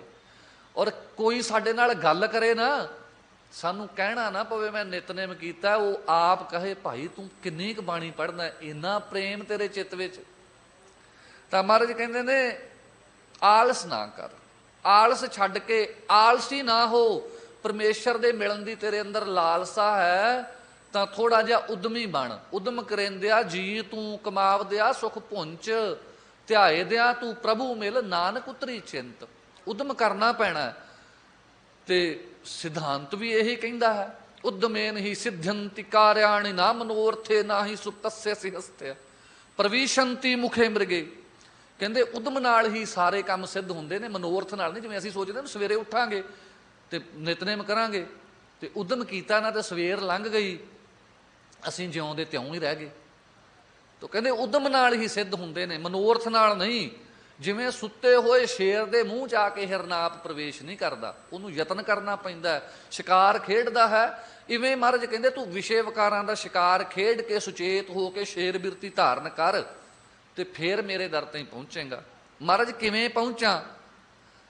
ਰਹਾਓ ਵਿਸ਼ਰਾਮ ਦੇ ਕੇ ਬੜਾ ਸੋਹਣਾ ਦ੍ਰਿਸ਼ਟਾਂਤ ਅੱਗੇ ਮਹਾਰਾਜ ਦਿੰਦੇ ਨੇ, ਕਹਿੰਦੇ ਕਰਮ ਹੈ ਅੰਮ੍ਰਿਤ ਆਣ ਨਿਸਾਰਿਓ। ਹੱਥ ਵਿੱਚ ਅੰਮ੍ਰਿਤ ਹੈ, ਬੁੱਕ ਵਿੱਚ ਅੰਮ੍ਰਿਤ ਪਾਤਾ ਗੁਰੂ ਪਰਮੇਸ਼ਰ ਨੇ, ਪਰ ਕਹਿੰਦੇ ਚਿੱਤ ਵਿੱਚ ਐਸੀ ਭਾਵਨਾ ਆ ਗਈ ਵੀ ਇਹ ਅੰਮ੍ਰਿਤ, ਦੋਖ ਦ੍ਰਿਸ਼ਟੀ ਪੈਦਾ ਹੋ ਗਈ ਚਿੱਤ ਵਿੱਚ ਵੀ ਇਹ ਅੰਮ੍ਰਿਤ ਚੰਗਾ, ਛਕਣਾ ਚਾਹੀਦਾ। ਇਹ ਦ੍ਰਿਸ਼ਟਾਂਤ ਬੜਾ ਪੁਰਾਣਾ। ਇੱਕ ਸਿਕੰਦਰ ਆਜਮ ਇੱਕ ਰਾਜਾ ਹੋਇਆ, ਉਹ ਅੰਮ੍ਰਿਤ ਦੀ ਭਾਲ, ਉਹਨੇ ਸੁਣਿਆ ਵੀ ਕੋਈ ਅੰਮ੍ਰਿਤ ਹੈ, ਇੱਕ ਕੁੰਡ ਹੈ ਅੰਮ੍ਰਿਤ ਦਾ, ਉੱਥੋਂ ਮੈਂ ਜੇ ਅੰਮ੍ਰਿਤ ਪ੍ਰਾਪਤ ਕਰ ਲਵਾਂ ਤੇ ਅਮਰ ਹੋ ਜਾਊਂਗਾ। ਅੰਮ੍ਰਿਤ ਦੀ ਭਾਲ ਵਿੱਚ ਤੁਰਿਆ, ਤੇ ਜਦੋਂ ਤੁਰਿਆ ਨਾ, ਸਭ ਤੋਂ ਪਹਿਲਾਂ ਸਾਧ ਸੰਗਤ ਜੀ ਦੈਂਤਾਂ ਦੇ ਨਾਲ ਜੰਗ ਹੋਈ। ਦੈਂਤਾਂ ਦਾ ਉੱਥੇ ਸੀ, ਦੈਂਤਾਂ ਨਾਲ ਜੰਗ ਕਰਕੇ ਉਹ ਭੂਮੀ ਜਿੱਤ ਕੇ ਲੰਘਿਆ। ਅੱਗੇ ਦੇਵਤਿਆਂ ਨਾਲ ਜੰਗ ਹੋਈ, ਜਦੋਂ ਦੇਵਤਿਆਂ ਨਾਲ ਜੰਗ ਕਰਕੇ ਲੰਘਿਆ ਤੇ ਅੱਗੇ ਇੱਕ ਚੱਕਰ ਸੀ, ਸੁਦਰਸ਼ਨ ਚੱਕਰ ਵਾਂਗੂ। ਉਹ ਚੱਕਰ ਸੀ ਜਿਹੜਾ ਅਣਪਛਾਤਾ ਕੋਈ ਆਉਂਦਾ ਸੀ ਉਹਦਾ ਗਲ ਵੱਢ ਦਿੰਦਾ ਸੀ। ਉਹ ਚੱਕਰ ਨੂੰ ਵੀ ਆਪਣੇ ਬਲ ਕਰਕੇ ਰੋਕ ਲਿਆ। ਜਦੋਂ ਐਨ ਕੁੰਡ ਤੇ ਪਹੁੰਚ ਗਿਆ ਨਾ, ਤੇ ਦੇਵਤਿਆਂ ਨੇ ਸੋਚਿਆ ਵੀ ਉਹ ਅੰਮ੍ਰਿਤ ਜਿਹੜਾ ਸਾਨੂੰ ਵੀ ਨਹੀਂ ਮਿਲਿਆ, ਤੇ ਇਹ ਸਿਕੰਦਰ ਆਜਮ ਪੀ ਲੈਣ ਲੱਗਿਆ। ਉਹਨਾਂ ਨੇ ਇੱਕ ਅਪਸਰਾ ਸੀ ਜਿਹੜੀ ਉਰਵਸ਼ੀ, ਉਹਨੂੰ ਭੇਜਿਆ ਵੀ ਕੋਈ ਯਤਨ ਕਰ, ਤੇ ਉਹਨੇ ਇੱਕ ਗਿਰਜ ਦਾ ਰੂਪ ਧਾਰ ਕੇ ਆਣ ਕੇ ਤੇ ਕੁੰਡ ਤੇ ਬਹਿ ਗਈ। ਜਦੋਂ ਇਹ ਅੰਮ੍ਰਿਤ ਪੀਣ ਲੱਗਿਆ ਨਾ, ਉਹ ਹੱਸ ਪਈ ਉੱਚੀ ਉੱਚੀ। ਜਦੋਂ ਹੱਸੀ ਨਾ, ਤੇ ਸਿਕੰਦਰ ਪੁੱਛਦਾ ਵੀ ਹੱਸਦੀ ਕਿਉਂ ਹੈ? ਉਹ ਕਹਿੰਦੀ ਇਹ ਦਸਮ ਗ੍ਰੰਥ ਸਾਹਿਬ ਚ ਦਸਮ ਪਾਤਸ਼ਾਹ ਮਹਾਰਾਜ ਲਿਖਦੇ ਨੇ, ਪੰਖ ਏਕ, ਸਰੀਰ ਤੇ ਇੱਕ ਵੀ ਖੰਭ ਨਹੀਂ ਰਹਿ ਗਿਆ। ਪੰਖ ਨਾ ਰਹਿਓ ਸਰੀਰ, ਜੀਅ ਤਪਤ ਦੁੱਖ ਸੋ ਰਹਿਤ, ਜਬ ਤੇ ਪੀਓ ਕੁਨੀਰ। ਜਦੋਂ ਦਾ ਇਹ ਖੋਟਾ ਪਾਣੀ ਪੀਤਾ ਹੈ, ਕਹਿੰਦੀ ਮੇਰੇ ਖੰਭ ਝੜ ਗਏ ਨੇ, ਉਮਰ ਲੰਮੀ ਹੋ ਗਈ ਹੈ, ਨਾ ਮੈਨੂੰ ਮੌਤ ਆਉਂਦੀ ਹੈ ਕਿਉਂਕਿ ਅੰਮ੍ਰਿਤ ਪੀ ਲਿਆ, ਤੇ ਜਾਨ ਨਿਕਲਦੀ ਨਹੀਂ, ਰਹਿ ਕੱਲੀ ਗਈ ਆ। ਉਹਨੇ ਅੰਮ੍ਰਿਤ ਛੱਡਤਾ ਵੀ ਕਿਤੇ ਮੇਰੀ ਵੀ ਇਹ ਹਾਲਾਤ ਨਾ ਹੋ ਜੇ। ਇਹੀ ਹਾਲਾਤ ਸਾਡੀ ਹੋਈ ਹੈ। ਪ੍ਰਤੱਖ ਰੂਪ ਚ ਕਲਗੀਧਰ ਮਹਾਰਾਜ ਨੇ ਸਾਨੂੰ ਅੰਮ੍ਰਿਤ ਅਨੰਦਪੁਰ ਸਾਹਿਬ ਦੀ ਧਰਤੀ ਤੇ ਖੰਡੇ ਬਾਟੇ ਦੀ ਪੌਲ ਬਖਸ਼ੀ ਸੀ ਅੰਮ੍ਰਿਤ ਦੀ। ਪਰ ਜਦੋਂ ਅੰਮ੍ਰਿਤ ਛਕਣ ਲੱਗੇ ਨਾ, ਤੇ ਨਾਲ ਦੇ ਕਹਿੰਦੇ ਜੇ ਤੂੰ ਅੰਮ੍ਰਿਤ ਛਕ ਲੇਗਾ ਸਾਡੇ ਨਾਲ ਕੌਣ ਬੈਠਿਆ ਕਰੂ, ਇਹ ਗਲਾਸੀਆਂ ਕੌਣ ਖੜਕਾਇਆ ਕਰੂ, ਸਾਡੇ ਨਾਲ ਪੱਬਾਂ ਕਲੱਬਾਂ 'ਚ ਕੌਣ ਜਾਊਗਾ? ਤੇ ਕਹਿੰਦਾ ਕੋਈ ਨਹੀਂ, ਫਿਰ ਸਾਰੀ ਉਮਰ ਹੀ ਪਈ ਹੈ, ਅੰਮ੍ਰਿਤ ਠਹਿਰ ਕੇ ਛਕ ਲਾਂਗੇ। ਫੇਰ ਜਦੋਂ ਗਿਆ ਵੀ ਜੇ ਤੂੰ ਅੰਮ੍ਰਿਤ ਛਕ ਲਿਆ ਤੇ ਆ ਵਾਲ ਖਿਲਾਰ ਕੇ ਵਿਆਹਾਂ 'ਚ ਕੌਣ ਜਾਊ? ਆ ਜਿਹੜੇ ਤੈਨੂੰ ਜੇ ਤਾਂ ਅੰਮ੍ਰਿਤ ਛਕ ਲਿਆ ਤੇ ਮਹਾਰਾਜ ਦੀ ਮਿੱਤ ਮਰਿਆਦਾ 'ਚ ਰਹਿਣਾ ਪੈਣਾ, ਉਹਦੀ ਬੰਦਗੀ 'ਚ ਬੰਧਨ 'ਚ ਰਹਿਣਾ ਪੈਣਾ, ਤੇ ਜੇ ਫਿਰ ਬੰਧਨ 'ਚ ਰਹਿ ਗਿਆ ਤੇ ਤੈਨੂੰ ਉਹਦੇ ਹਿਸਾਬ ਨਾਲ ਚੱਲਣਾ ਪੈਣਾ। ਤੇ ਫਿਰ ਆ ਰਾਗ ਰੰਗ ਕਿਵੇਂ ਦੇਖੇਗਾ, ਚੰਗੇ ਮਾੜੇ ਨਾਚ ਕਿਵੇਂ ਕਰੇਗਾ? ਤੇ ਕਿਹਾ ਵੀ ਅੰਮ੍ਰਿਤ ਦਾ ਕੋਈ ਨਹੀਂ, ਅੰਮ੍ਰਿਤ ਬਾਅਦ 'ਚ ਛਕ ਲਾਂਗੇ, ਪਹਿਲਾਂ ਦੁਨੀਆ ਦੇ ਰੰਗ ਤਮਾਸ਼ੇ ਵੇਖ ਲਈਏ। ਤੇ ਅੰਮ੍ਰਿਤ ਨੂੰ ਛੱਡਤਾ। ਕਿਉਂ ਛੱਡਤਾ? ਕਿਉਂਕਿ ਹਜੂਰ ਕਹਿੰਦੇ ਅੰਮ੍ਰਿਤ ਕੌੜਾ ਵਿਖਿਆ ਮਿੱਠੀ, ਸਾਖਤ ਕੀ ਵਿਧ ਨੈਨੋ ਡੀਠੀ। ਕਹਿੰਦੇ ਐਡਾ ਸਾਖਤ ਹੈ, ਇਹਦੀ ਵਿਧ, ਇਹਦਾ ਤਰੀਕਾ ਵੇਖਿਆ ਮੈਂ, ਇਹਨੂੰ ਅੰਮ੍ਰਿਤ ਕੌੜਾ ਲੱਗਦਾ ਤੇ ਜ਼ਹਿਰ ਮਿੱਠੀ ਲੱਗਦੀ ਹੈ। ਆ ਸ਼ਰਾਬ ਹੈ ਨਾ, ਕਿੰਨੀ ਪੀ ਜਾਂਦੇ ਨੇ ਮੁੱਲ ਦੀ ਲਿਆ ਕੇ। ਅੰਮ੍ਰਿਤ ਤਾਂ ਪੰਜਾਂ ਪਿਆਰਿਆਂ ਪਾਸੋਂ ਕੋਈ ਭੇਟਾ ਨਹੀਂ ਨਾ ਲੱਗਦੀ, ਤੇ ਉਹ ਵੀ ਪੀਣ ਵੇਲੇ ਸਾਨੂੰ ਮੌਤ ਹੀ ਪੈ ਜਾਂਦੀ ਹੈ ਵੀ ਝੂਠ ਹੀ ਹੋ ਜੇ ਨਾ ਹੀ ਛਕੀਏ। ਕਈ ਛਕ ਕੇ ਵੀ ਮੇਰੇ ਵਰਗੇ ਕੀ ਕਰਦੇ ਫਿਰਦੇ ਨੂੰ। ਸਾਡੀ ਆਪਣੀ ਆਪਣੀ ਕਿਰਿਆ ਸਾਨੂੰ ਸਭ ਨੂੰ ਪਤਾ ਹੀ ਹੈ ਨਾ। ਤਾਂ ਗੁਰੂ ਮਹਾਰਾਜ ਕਿਰਪਾ ਕਰੇ। ਹੁਣ ਇੱਦਾਂ ਹੀ ਅੰਤਰੀਵ ਭਾਵ ਲਈਏ, ਜਦੋਂ ਇਹ ਜੀਵ ਸੀ, ਇਹਨੇ ਕਿਹਾ ਮੈਨੂੰ ਅੰਮ੍ਰਿਤ ਚਾਹੀਦਾ। ਸਤਿਗੁਰ ਕਹਿੰਦੇ ਨੇ ਨੌ ਨਿਧ ਅੰਮ੍ਰਿਤ ਪ੍ਰਭ ਕਾ ਨਾਮ ਦੇਹੀ ਮੈਂ ਇਸਕਾ ਵਿਸਰਾਮ, ਤੇਰੇ ਅੰਦਰ ਹੀ ਹੈ। ਕਿਉਂਕਿ ਸਾਰੇ ਚਿੱਤ ਦੇ ਆਨੰਦ ਨੇ ਨਾ, ਇਹ ਵਿਸ਼ਿਆਨੰਦ ਹੈ ਜਾਂ ਬ੍ਰਹਮਾਨੰਦ ਹੈ, ਆਤਮਾਨੰਦ ਹੈ। ਤਾਂ ਮਹਾਰਾਜ ਮੈਨੂੰ ਬ੍ਰਹਮਾਨੰਦ ਪ੍ਰਾਪਤ। ਇਹ ਕਹਿੰਦੇ ਵੀ ਫਿਰ ਜਾ ਅੰਦਰ ਜਾ ਆਪਣੇ। ਕਹਿੰਦੇ ਜਦੋਂ ਅੰਦਰ ਗਏ ਤਾਂ 5 ਕੋਸਾਂ ਦੇ ਨਾਲ ਲੜ ਕੇ ਅੰਦਰ ਦੀ ਯਾਤਰਾ ਆਏ ਸੀ ਨਾ ਜਿਹੜੇ ਸਾਧ ਸੰਗਤ ਜੀ, ਮਣੀਪੂਰਕ ਚੱਕਰ, ਆਗਿਆ ਚੱਕਰ, ਵਿਸ਼ੁੱਧ ਚੱਕਰ, ਅਨਾਹਤ ਚੱਕਰ, ਇਹਨਾਂ ਚੱਕਰਾਂ ਨੂੰ ਬਿਰਤੀ ਭੇਦ ਕੇ ਜਦੋਂ ਅੱਗੇ ਵਧੀ ਤਾਂ ਅੱਗੇ ਜਾ ਕੇ ਸਾਧ ਸੰਗਤ ਜੀ ਇਹ ਵਿਸ਼ੇ ਵਿਕਾਰਾਂ, ਸ਼ਬਦ ਸਪਰਸ਼ ਰੂਪੀ ਰਾਖਸ਼ਾਂ ਦੇ ਨਾਲ ਜੰਗ ਹੋਈ। ਸ਼ਬਦ ਸਪਰਸ਼ ਰੂਪੀ ਰਾਖਸ਼ਾਂ ਨੂੰ ਜਿੱਤ ਕੇ ਜਦੋਂ ਅੱਗੇ ਲੰਘੇ ਤਾਂ ਸਾਧ ਸੰਗਤ ਜੀ ਅੱਗੇ ਵਿਸ਼ੇ ਵਿਕਾਰਾਂ ਰੂਪ ਸੱਪ ਆਏ, ਕਾਮ ਕ੍ਰੋਧ ਲੋਭ ਮੋਹ ਹੰਕਾਰ ਆਦਿਕ। ਇਹ ਵਿਸ਼ੇ ਵਿਕਾਰਾਂ ਰੂਪੀ ਸੱਪਾਂ ਨੂੰ ਜਦੋਂ ਕੱਟ ਕੇ ਗਿਆਨ ਖੜਗ ਦੇ ਨਾਲ ਅੱਗੇ ਵਧਿਆ ਤਾਂ ਸਾਧ ਸੰਗਤ ਜੀ ਅੱਗੇ ਇੰਦਰੀਆਂ ਰੂਪੀ ਦੇਵਤੇ ਆ ਗਏ। ਕੰਨ ਆ ਗਏ ਵੀ ਜੇ ਤੂੰ ਅੰਮ੍ਰਿਤ ਛਕ ਲਿਆ ਤੇ ਗੰਦੇ ਗਾਣੇ ਕੌਣ ਸੁਣੂ, ਜੇ ਤੂੰ ਅੰਮ੍ਰਿਤ ਛਕ ਲਿਆ ਤਾਂ ਗੰਦਮੰਦ ਕੌਣ ਖਾਊ ਜਿਹੜਾ ਦੁਕਾਨਾਂ ਦੇ ਉੱਤੇ ਪਿਆ। ਫਿਰ ਸਾਧ ਸੰਗਤ ਜੀ ਨੇਤਰ ਆ ਗਏ, ਜੇ ਤੂੰ ਅੰਮ੍ਰਿਤ ਛਕ ਲਿਆ ਤਾਂ ਫਿਰ ਗੁਰੂ ਦਾ ਉਪਦੇਸ਼ ਹੋ ਜਾਣਾ। ਵੇਖ ਪਰਾਈਆਂ ਚੰਗੀਆਂ ਮਾਵਾਂ ਭੈਣਾਂ ਧੀਆਂ ਜਾਣੇ, ਪਰਾਇਆ ਰੂਪ ਕਿੱਥੋਂ ਵੇਖੇਂਗਾ। ਇਹ ਪੈਰ ਆ ਗਏ, ਜੇ ਤੂੰ ਅੰਮ੍ਰਿਤ ਛਕ ਲਿਆ ਤਾਂ ਤੇਰਾ ਤਾਂ ਨੱਚਣਾ ਗਾਣਾ ਹੀ ਬੰਦ ਹੋ ਜਾਣਾ, ਕਿਉਂਕਿ ਗੁਰੂ ਪਰਮੇਸ਼ਰ ਨੇ ਬਚਨ ਕਰਤਾ ਨਾਚ ਰੇ ਮਨ ਗੁਰ ਕੇ ਆਗੇ। ਫਿਰ ਤੇਰਾ ਮਨ ਨੱਚ ਸਕਦਾ, ਉਹ ਵੀ ਗੁਰੂ ਦੇ ਬਚਨਾਂ ਤੇ, ਮਾਇਆ ਤੇ ਨਹੀਂ। ਨੱਚੇਗਾ ਕਿਵੇਂ? ਤੇ ਇਹ ਬ੍ਰਹਮਾਨੰਦ ਛੱਡ ਤੇ ਕਹਿੰਦੇ ਦੋਖ ਦ੍ਰਿਸ਼ਟੀ ਦਿਖਾਤੀ ਅੰਮ੍ਰਿਤ ਦੇ ਵਿੱਚ ਵੀ ਜੇ ਅੰਮ੍ਰਿਤ ਛਕ ਲਿਆ ਤੇ ਇਹ ਕੁਝ ਛੱਡਣਾ ਪੈਣਾ। ਕਹਿੰਦੇ ਇਹਨੇ ਕਿਹਾ ਵੀ ਜੇ ਇਹ ਕੁਝ ਨਹੀਂ ਛੱਡਣਾ ਆਪਾਂ ਕੰਜਰਖਾਨਾ ਥੋੜੀ ਛੱਡਣਾ, ਇਹ ਤਾਂ ਰੱਖਣਾ ਕੋਲੇ। ਅੰਮ੍ਰਿਤ ਛੱਡ ਦਿਆਂਗੇ, ਅੰਮ੍ਰਿਤ ਛੱਡ ਦਿੱਤਾ। ਦੋਖ ਦ੍ਰਿਸ਼ਟੀ ਕਰਮ ਹੈ, ਅੰਮ੍ਰਿਤ ਹੱਥਾਂ ਵਿੱਚ ਦਿੱਤਾ ਸੀ ਗੁਰੂ ਪਰਮੇਸ਼ਰ ਨੇ, ਅੰਮ੍ਰਿਤ ਛੱਡ ਦਿੱਤਾ। ਤੇ ਕਹਿੰਦੇ ਜਦੋਂ ਖਿਸਰ ਗਏ ਉਹ ਜਿਹੜਾ ਅੰਮ੍ਰਿਤ ਸੀ ਨਾ ਇਹਦੇ ਹੱਥੋਂ ਨਿਕਲ ਗਿਆ, ਭੂਮ ਪਰ ਡਾਰਿਓ। ਕਹਿੰਦੇ ਅੰਮ੍ਰਿਤ ਨੂੰ ਵਾਧੂ ਜਿਹਾ ਜਾਣ ਕੇ ਸੁੱਟ ਦਿੱਤਾ ਹੈ ਧਰਤੀ ਦੇ ਉੱਤੇ, ਅੰਮ੍ਰਿਤ ਨੂੰ ਫਾਲਤੂ ਜਾਣ ਕੇ ਛੱਡ ਦਿੱਤਾ, ਤਿਆਗ ਦਿੱਤਾ ਵੀ ਕੋਈ ਜ਼ਰੂਰੀ ਨਹੀਂ। ਨਾਮ ਤਾਂ ਅਸੀਂ ਐਵੇਂ ਜਪਦੇ ਹਾਂ, ਸਾਡੀਆਂ ਹੁਣ ਕੀ, ਸਾਡੀਆਂ ਮੰਤਰਣਾ ਕੀ ਹੈ ਜੀ? ਅੰਮ੍ਰਿਤ ਛਕਣਾ ਜ਼ਰੂਰੀ ਹੈ। ਸਿੱਖ ਤਾਂ ਅਸੀਂ ਹੈ, ਕਲਗੀਧਰ ਮਹਾਰਾਜ ਦੇ ਕੇਸ ਰੱਖੇ ਨੇ, ਅੰਮ੍ਰਿਤ ਨਹੀਂ ਛਕਿਆ ਤਾਂ ਫੇਰ ਕੀ ਹੋ ਗਿਆ? ਕੇਸ ਰੱਖੇ ਨੇ, ਦਾੜੀ। ਕਈ ਕਹਿਣਗੇ ਜੀ ਅੰਮ੍ਰਿਤ ਛਕਿਆਂ ਵਰਗਾ ਹੀ ਹੈ, ਨਾ ਮੈਂ ਕੁਝ ਖਾਣਾ ਨਾ ਮੈਂ ਕੁਝ ਪੀਣਾ, ਤੇ ਛਕਿਆਂ ਵਰਗਾ ਹੀ ਹੈ ਮੇਰਾ, ਤਾਂ ਕੀ ਕਰਨਾ ਛਕ ਕੇ। ਜਾਂ ਫਿਰ ਕਈ ਜਿਹੜੇ ਮੇਰੇ ਵਰਗੇ ਨੇ ਨਾ, ਕਈ ਪ੍ਰਚਾਰਕ ਜਿਨ੍ਹਾਂ ਦੇ ਗੁਰੂ ਮਹਾਰਾਜ ਕਿਰਪਾ ਕਰੇ ਸਾਨੂੰ ਨੇਮ ਤੇ ਨਿਭਾ ਲਵੇ, ਜਿਨ੍ਹਾਂ ਦੇ ਜੀਵਨ ਵਿੱਚ ਕੋਈ ਕਮੀ ਆ ਜਾਂਦੀ ਹੈ, ਫਿਰ ਉਹਨਾਂ ਦੀਆਂ ਕਮੀਆਂ ਵਿਖਾਉਣਗੇ। ਵੇਖੋ ਜੀ ਇਹਨੇ ਵੀ ਅੰਮ੍ਰਿਤ ਛਕਿਆ ਸੀ, ਇਹਨੇ ਆ ਵੇਖੋ ਆਹ ਕਰਦਾ ਫਿਰਦਾ ਅੰਮ੍ਰਿਤ ਛਕ ਕੇ, ਇਹਨੂੰ ਚੰਗਾ ਅਸੀਂ ਨਾ ਹੀ ਛਕੀਏ, ਫਿਰ ਇਹ ਨਹੀਂ ਚੰਗਾ। ਤਾਂ ਮਹਾਰਾਜ ਨੂੰ ਪੁੱਛਿਆ ਵੀ ਮਹਾਰਾਜ ਫਿਰ ਜਿਹੜਾ ਕੇਸ ਰੱਖ ਲਏ, ਦਾੜੀ ਰੱਖ ਲਈ ਪਰ ਅੰਮ੍ਰਿਤ ਨਹੀਂ ਛਕਿਆ, ਇਹ ਪ੍ਰਵਾਨ ਹੈ? ਰਹਿਤਨਾਮਿਆਂ 'ਚ ਪੜ੍ਹੀਏ ਤਾਂ ਮਹਾਰਾਜ ਨੇ ਫਿਰ ਇੱਕ ਬਚਨ ਕੀਤਾ, ਹੈ ਤਾਂ ਕੌੜਾ ਪਰ ਹੁਣ ਗੁਰੂ ਮਹਾਰਾਜ ਕਿਰਪਾ ਕਰੇ ਜੇ ਅਸੀਂ ਗੁਰੂ ਦੇ ਸ਼ਬਦ ਨੂੰ, ਕੌੜੇ ਨੂੰ ਵੀ, ਉਪਦੇਸ਼ ਨੂੰ ਅੰਦਰ ਲੰਘਾ ਲਾਂਗੇ ਤਾਂ ਸਾਡੇ ਅੰਦਰ ਦੇ ਦੋਖ ਦੂਰ ਹੋ ਜਾਣਗੇ। ਕੌੜੀ ਦਵਾਈ ਅੰਦਰ ਲੰਘ ਜੇ ਤਾਂ ਅੰਦਰ ਦੇ ਵਿਕਾਰਾਂ ਨੂੰ ਮਾਰ ਦਿੰਦੀ ਆ, ਦੁੱਖ ਨੂੰ ਮਾਰ ਦਿੰਦੀ ਆ। ਮਹਾਰਾਜ ਕਹਿੰਦੇ ਧਰੇ ਕੇਸ, ਕੇਸ ਤਾਂ ਰੱਖ ਲਏ ਪਰ ਪਾਹੁਲ ਨਹੀਂ ਲਈ ਪੰਜਾਂ ਪਾਸੋਂ, ਧਰੇ ਕੇਸ ਪਾਹੁਲ ਬਿਨਾ। ਤੇ ਕੌਣ ਹੈ ਮਹਾਰਾਜ? ਕਹਿੰਦੇ ਭੇਖੀ ਮੂੜਾ ਸਿੱਖ। ਭੇਖੀ ਕਹੀਏ ਪਖੰਡੀ, ਮੂੜਾ ਕਹੀਏ ਮੂਰਖ। ਕੇਸ ਦਾੜੀ ਰੱਖੇ ਐ, ਅੰਮ੍ਰਿਤ ਨਹੀਂ ਛਕਿਆ, ਕਹਿੰਦੇ ਮੂਰਖ ਹੈ, ਪਖੰਡੀ ਹੈ। ਮੇਰਾ ਦਰਸ਼ਨ ਨਾਹੀਂ ਤਿਸ ਪਾਪੀ ਤਿਆਗੈ ਭਿੱਖ। ਮਹਾਰਾਜ ਕਹਿੰਦੇ ਮੇਰਾ ਦਰਸ਼ਨ ਨਹੀਂ ਹੈ, ਤਿਆਗਣੇ ਯੋਗ ਹੈ। ਸੱਚੇ ਪਾਤਸ਼ਾਹ ਅਸੀਂ ਰਹਿਤ ਰੱਖਦੇ ਹਾਂ, ਸਾਰੀ ਰਹਿਤ ਜੋ ਤੁਸੀਂ ਦੱਸੀ ਆ ਉਹ ਰੱਖਦੇ ਹਾਂ। ਮਹਾਰਾਜ ਕਹਿੰਦੇ ਕਿਹੜੀ ਰਹਿਤ ਰੱਖਦਾ ਜੀ? ਅਸੀਂ ਨੌਨ ਵੈਜ ਵੀ ਨਹੀਂ ਖਾਂਦੇ, ਸ਼ਰਾਬ ਵੀ ਨਹੀਂ ਪੀਂਦੇ, ਕਿਸੇ ਦਾ ਜੂਠਾ ਵੀ ਨਹੀਂ ਖਾਂਦੇ, ਬਸ ਅੰਮ੍ਰਿਤ ਨਹੀਂ ਛਕਿਆ।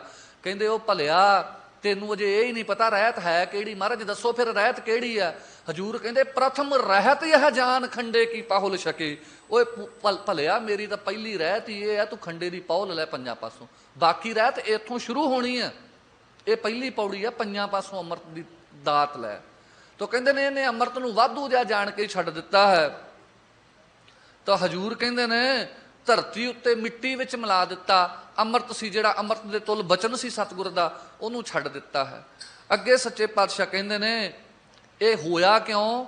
ਕਿਉਂਕਿ ਸਾਧ ਮੋਹ ਲਾਦੀ ਅਹੰਕਾਰੇ।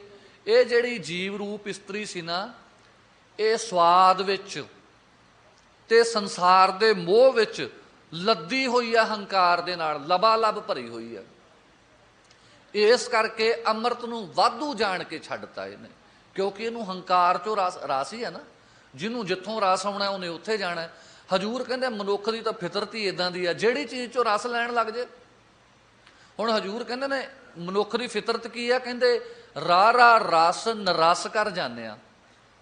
ਜਿਹੜਾ ਵਾਹਿਗੁਰੂ ਦੇ ਨਾਮ ਰੂਪੀ ਰਸ ਸੀ ਨਾ, ਉਹਨੂੰ ਬੇਰਸਾ ਜਾਣ ਕੇ ਛੱਡ ਦਿੱਤਾ, ਨਿਰਸ ਜਾਣ ਕੇ ਛੱਡ ਦਿੱਤਾ, ਤੇ ਦੁਨੀਆਂ ਦੇ ਬੇਰਸੇ ਕੰਮਾਂ ਨੂੰ ਰਸ ਜਾਣ ਕੇ ਭੋਗਦਾ। ਆ ਤੁਸੀਂ ਦੇਖੋ ਆ ਜੀਭ ਦੇ ਨਾਲ ਕਿੰਨੇ ਕਿੰਨੇ ਮਿੱਠੇ ਪਦਾਰਥ ਅਸੀਂ ਛਕਦੇ ਹਾਂ। ਜਦੋਂ ਕਦੇ ਬਿਮਾਰ ਹੋ ਜਾਈਏ, ਜੀਭ ਦਾ ਸਵਾਦ ਬਦਲ ਜੇ ਤਾਂ ਉਹ ਮਿੱਠੇ ਪਦਾਰਥ ਵੀ ਕੌੜੇ ਲੱਗਦੇ ਨੇ। ਇੱਦਾਂ ਹੀ ਸਾਨੂੰ ਵਿਸ਼ਿਆਂ ਦਾ ਤਾਪ ਚੜਿਆ, ਇਸ ਕਰਕੇ ਦੁਨੀਆਂ ਦੇ ਬੇਸਵਾਦੇ ਪਦਾਰਥਾਂ ਨੂੰ ਅਸੀਂ ਖਾ ਰਹੇ ਹਾਂ। ਗੁਰੂ ਕਾ ਅੰਮ੍ਰਿਤ ਸਾਨੂੰ ਕੌੜਾ ਲੱਗਦਾ। ਰਾ ਰਸ ਨਰਸ ਕਰ ਜਾਂਦੇ ਆ, ਹੋਏ ਨਿਰਸ ਸੋ ਰਸ ਪਹਿਚਾਨਿਆ। ਜਿਹੜੀਆਂ ਬੇਰਸੀਆਂ ਚੀਜ਼ਾਂ ਸੀ ਉਹਨੂੰ ਰਸ ਸਮਝ ਕੇ ਖਾ ਰਹੇ ਹਾਂ ਅਸੀਂ। ਤਾਂ ਮਹਾਰਾਜ ਕਹਿੰਦੇ ਫਿਰ ਰਸ ਕਿਵੇਂ ਆਏਗਾ? ਕਹਿੰਦੇ ਉਹ ਰਸ ਛੱਡੇ ਇਹ ਰਸ ਆਵਾ। ਜਦੋਂ ਦੁਨੀਆ ਦੇ ਰਸ ਛੱਡ ਦੇਗਾ ਫਿਰ ਤੈਨੂੰ ਨਾਮ ਚੋਂ ਰਸ ਆਏਗਾ। ਤੇ ਮਹਾਰਾਜ ਕਹਿੰਦੇ ਜਿਨ੍ਹਾਂ ਨੇ ਨਾਮ ਦਾ ਰਸ ਪੀ ਲਿਆ, ਇਹ ਰਸ ਪੀਆ, ਉਹ ਰਸ ਨਹੀਂ ਭਾਵਾ। ਜਿਨ੍ਹਾਂ ਨੇ ਨਾਮ ਦਾ ਰਸ ਪੀ ਲਿਆ ਨਾ, ਉਹਨਾਂ ਨੂੰ ਫਿਰ ਦੁਨੀਆ ਦੇ ਰਸ ਚੰਗੇ ਨਹੀਂ ਲੱਗਦੇ। ਬਾਬੇ ਸਤੀ ਦਾਸ ਨੂੰ, ਬਾਬੇ ਮਤੀ ਦਾਸ ਨੂੰ ਇਸੇ ਧਰਤੀ ਤੇ ਉਹ ਕਹਿੰਦੇ ਸੀ ਆ ਜਪਜੀ ਸਾਹਿਬ ਛੱਡ ਦਿਓ, ਤੁਹਾਨੂੰ ਬੇਗਮਾਂ ਦੇ ਡੋਲੇ ਦੇਵਾਂਗੇ, ਰਾਜ ਦੇਵਾਂਗੇ, ਨਵਾਬਾਂ ਦੇਵਾਂਗੇ, ਰਾਜ ਭੋਗੋ। ਤੇ ਉਹਨਾਂ ਨੂੰ ਜਪਜੀ ਸਾਹਿਬ ਚੋਂ ਕਿੰਨਾ ਰਸ ਆਉਂਦਾ ਹੋਊਗਾ। ਉਹ ਕਹਿੰਦੇ ਨਹੀਂ, ਜਪਜੀ ਸਾਹਿਬ ਨਹੀਂ ਛੱਡਣਾ, ਭਾਵੇਂ ਸਾਨੂੰ ਦੇਗ 'ਚ ਉਬਾਲ ਦੇ, ਭਾਵੇਂ ਆਰੇ ਨਾਲ ਚੀਰ ਦੇ, ਰੂਹ 'ਚ ਵਲੇਟ ਕੇ ਸਾੜ ਦੇ ਸਾਨੂੰ। ਇਹਦਾ ਮਤਲਬ ਜਪਜੀ ਸਾਹਿਬ ਦਾ ਆਨੰਦ ਬਹੁਤਾ ਹੈ ਨਾ।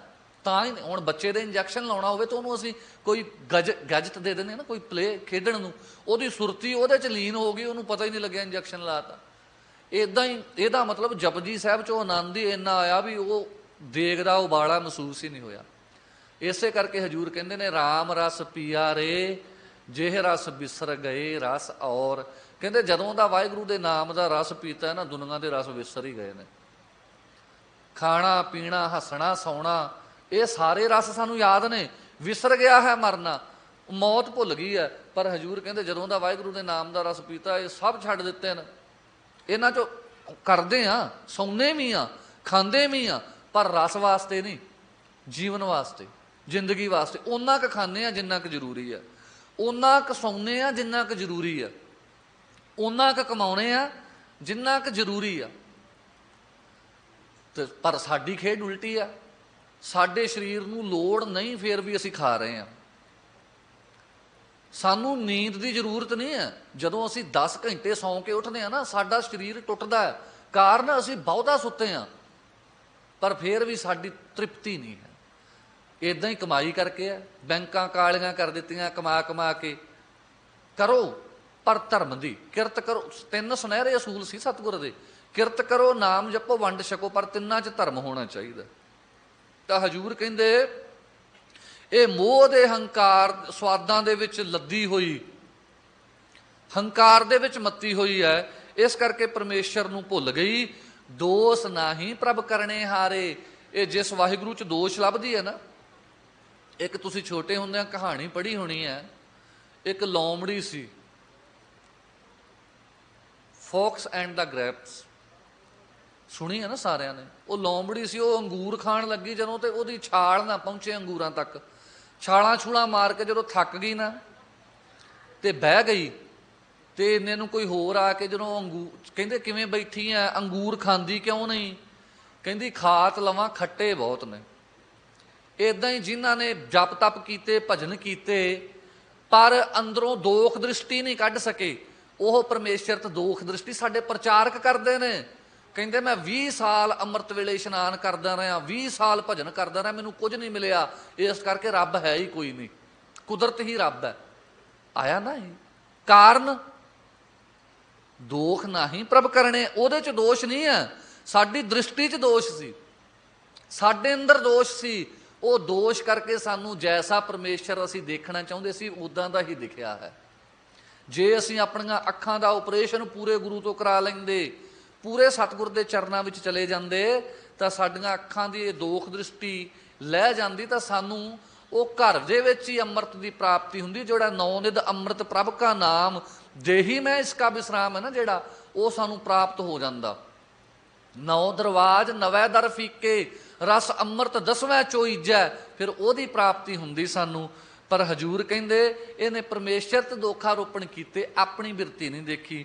ਅੱਗੇ ਸਮਾਪਤੀ ਕਰਦੇ ਹੋਏ ਹਜ਼ੂਰ ਕਹਿੰਦੇ ਹਨ, ਮਹਾਰਾਜ ਮੇਰਾ ਫਿਰ ਉਧਾਰ ਕਿਵੇਂ ਹੋਵੇ, ਇਹ ਦੋਖ ਕਿਵੇਂ ਮਿਟਣ, ਦੋਖ ਦ੍ਰਿਸ਼ਟੀ ਕਿਵੇਂ ਮਿਟੇ, ਵਿਕਾਰ ਕਿਵੇਂ ਮਿਟਣ? ਤਾਂ ਹਜ਼ੂਰ ਕਹਿੰਦੇ ਨੇ ਸਾਧ ਸੰਗ ਮਿਟੇ ਭਰਮ ਅੰਧਾਰੇ। ਸੰਗਤ ਵਿੱਚ ਆ ਜਾ।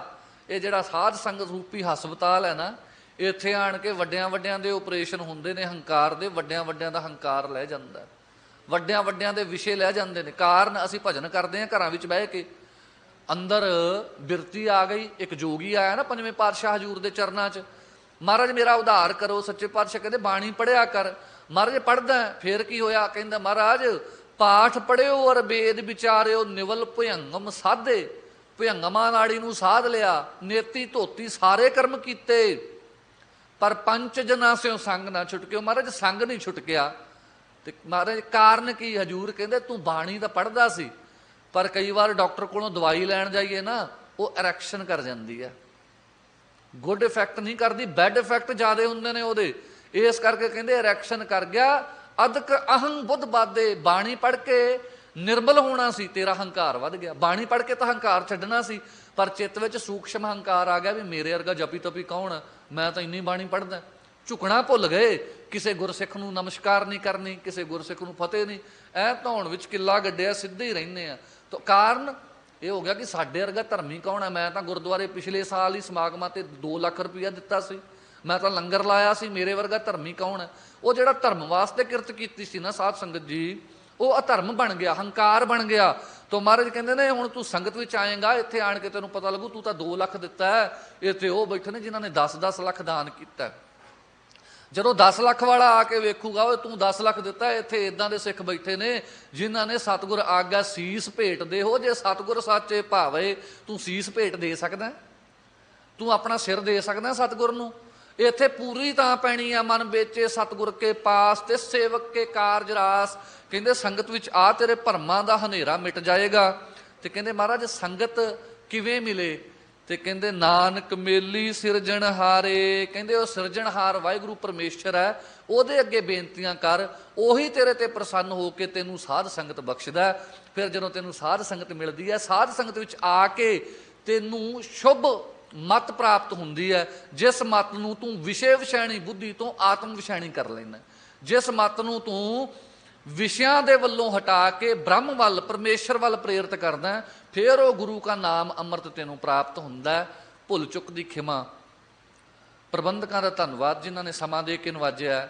ਆਪ ਸਭ ਸੰਗਤਾਂ ਦੇ ਦਰਸ਼ਨ ਕਰਨ ਦੇ ਯੋਗ ਹੋਏ ਆ। ਜਥੇਦਾਰ ਬਾਬਾ ਬੰਤਾ ਸਿੰਘ ਮੁੰਡੇ ਪਿੰਡ ਵਾਲੇ, ਤਿੰਨਾਂ ਦੇ ਪਾਸੋਂ ਵਿੱਦਿਆ ਪ੍ਰਾਪਤ ਕਰਕੇ ਆਪ ਜੀ ਦੇ ਚਰਨਾਂ ਵਿੱਚ ਬੈਠਣ ਦੇ ਯੋਗ ਹੋਏ ਆ। ਕੋਟਾਨ ਕੋਟ ਧੰਨਵਾਦ ਸਤਿਗੁਰੂ ਸ਼੍ਰੀ ਗੁਰੂ ਗ੍ਰੰਥ ਸਾਹਿਬ ਮਹਾਰਾਜ ਸਤਿਗੁਰੂ ਗੁਰੂ ਤੇਗ ਬਹਾਦਰ ਸਾਹਿਬ ਸੱਚੇ ਪਾਤਸ਼ਾਹ ਦਾ, ਜਿਨ੍ਹਾਂ ਨੇ ਆਪਣੀ ਗੋਦ ਵਿੱਚ ਬਿਠਾਲ ਕੇ ਸਾਡੇ ਪਾਸੋਂ ਸਤਸੰਗ ਕਰਾਇਆ ਹੈ। ਭੁੱਲ ਚੁੱਕ ਦੀ ਖਿਮਾ ਜੀ। ਸਿੰਘ ਸਾਹਿਬ ਹੁਣਾਂ ਦਾ ਧੰਨਵਾਦ ਜਿਹੜੇ ਆਪ ਜੀ ਨੂੰ ਪ੍ਰੇਰ ਕੇ ਪ੍ਰੇਮ ਦੇ ਨਾਲ ਸਾਰੀਆਂ ਸੇਵਾਵਾਂ ਕਰਾ ਰਹੇ ਨੇ। ਸਤਿਗੁਰੂ ਮਹਾਰਾਜ ਮਿਹਰ ਕਰਨ, ਭੁੱਲ ਚੁੱਕ ਦੀ ਖਿਮਾ।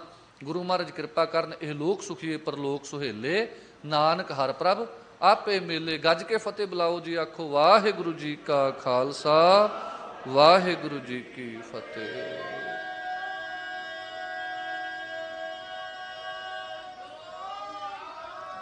ਸਤਿ ਸ਼੍ਰੀ ਅਕਾਲ। ਵਾਹਿਗੁਰੂ ਵਾਹਿਗੁਰੂ ਵਾਹਿਗੁਰੂ।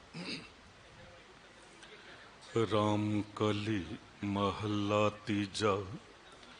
ਆਨੰਦ ਇੱਕ ਓੰਕਾਰ ਸਤਿਗੁਰ ਪ੍ਰਸਾਦ। ਅਨੰਦ ਭਇਆ ਮੇਰੀ ਮਾਏ, ਸਤਿਗੁਰੂ ਮੈਂ ਪਾਇਆ।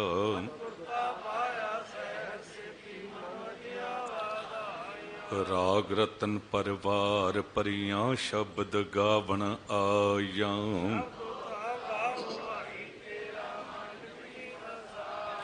ਕਹੇ ਨਾਨਕ ਆਨੰਦ ਹੋਆ, ਸਤਿਗੁਰੂ ਮੈਂ ਪਾਇਆ।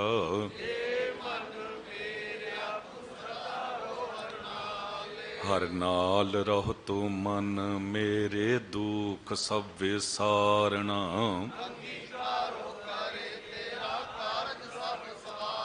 ਸਭਨਾ ਗਲਾਂ ਸਮਰੱਥ ਸੁਆਮੀ, ਸੋ ਕਿਉ ਮਨਹੁ ਵਿਸਾਰੇ।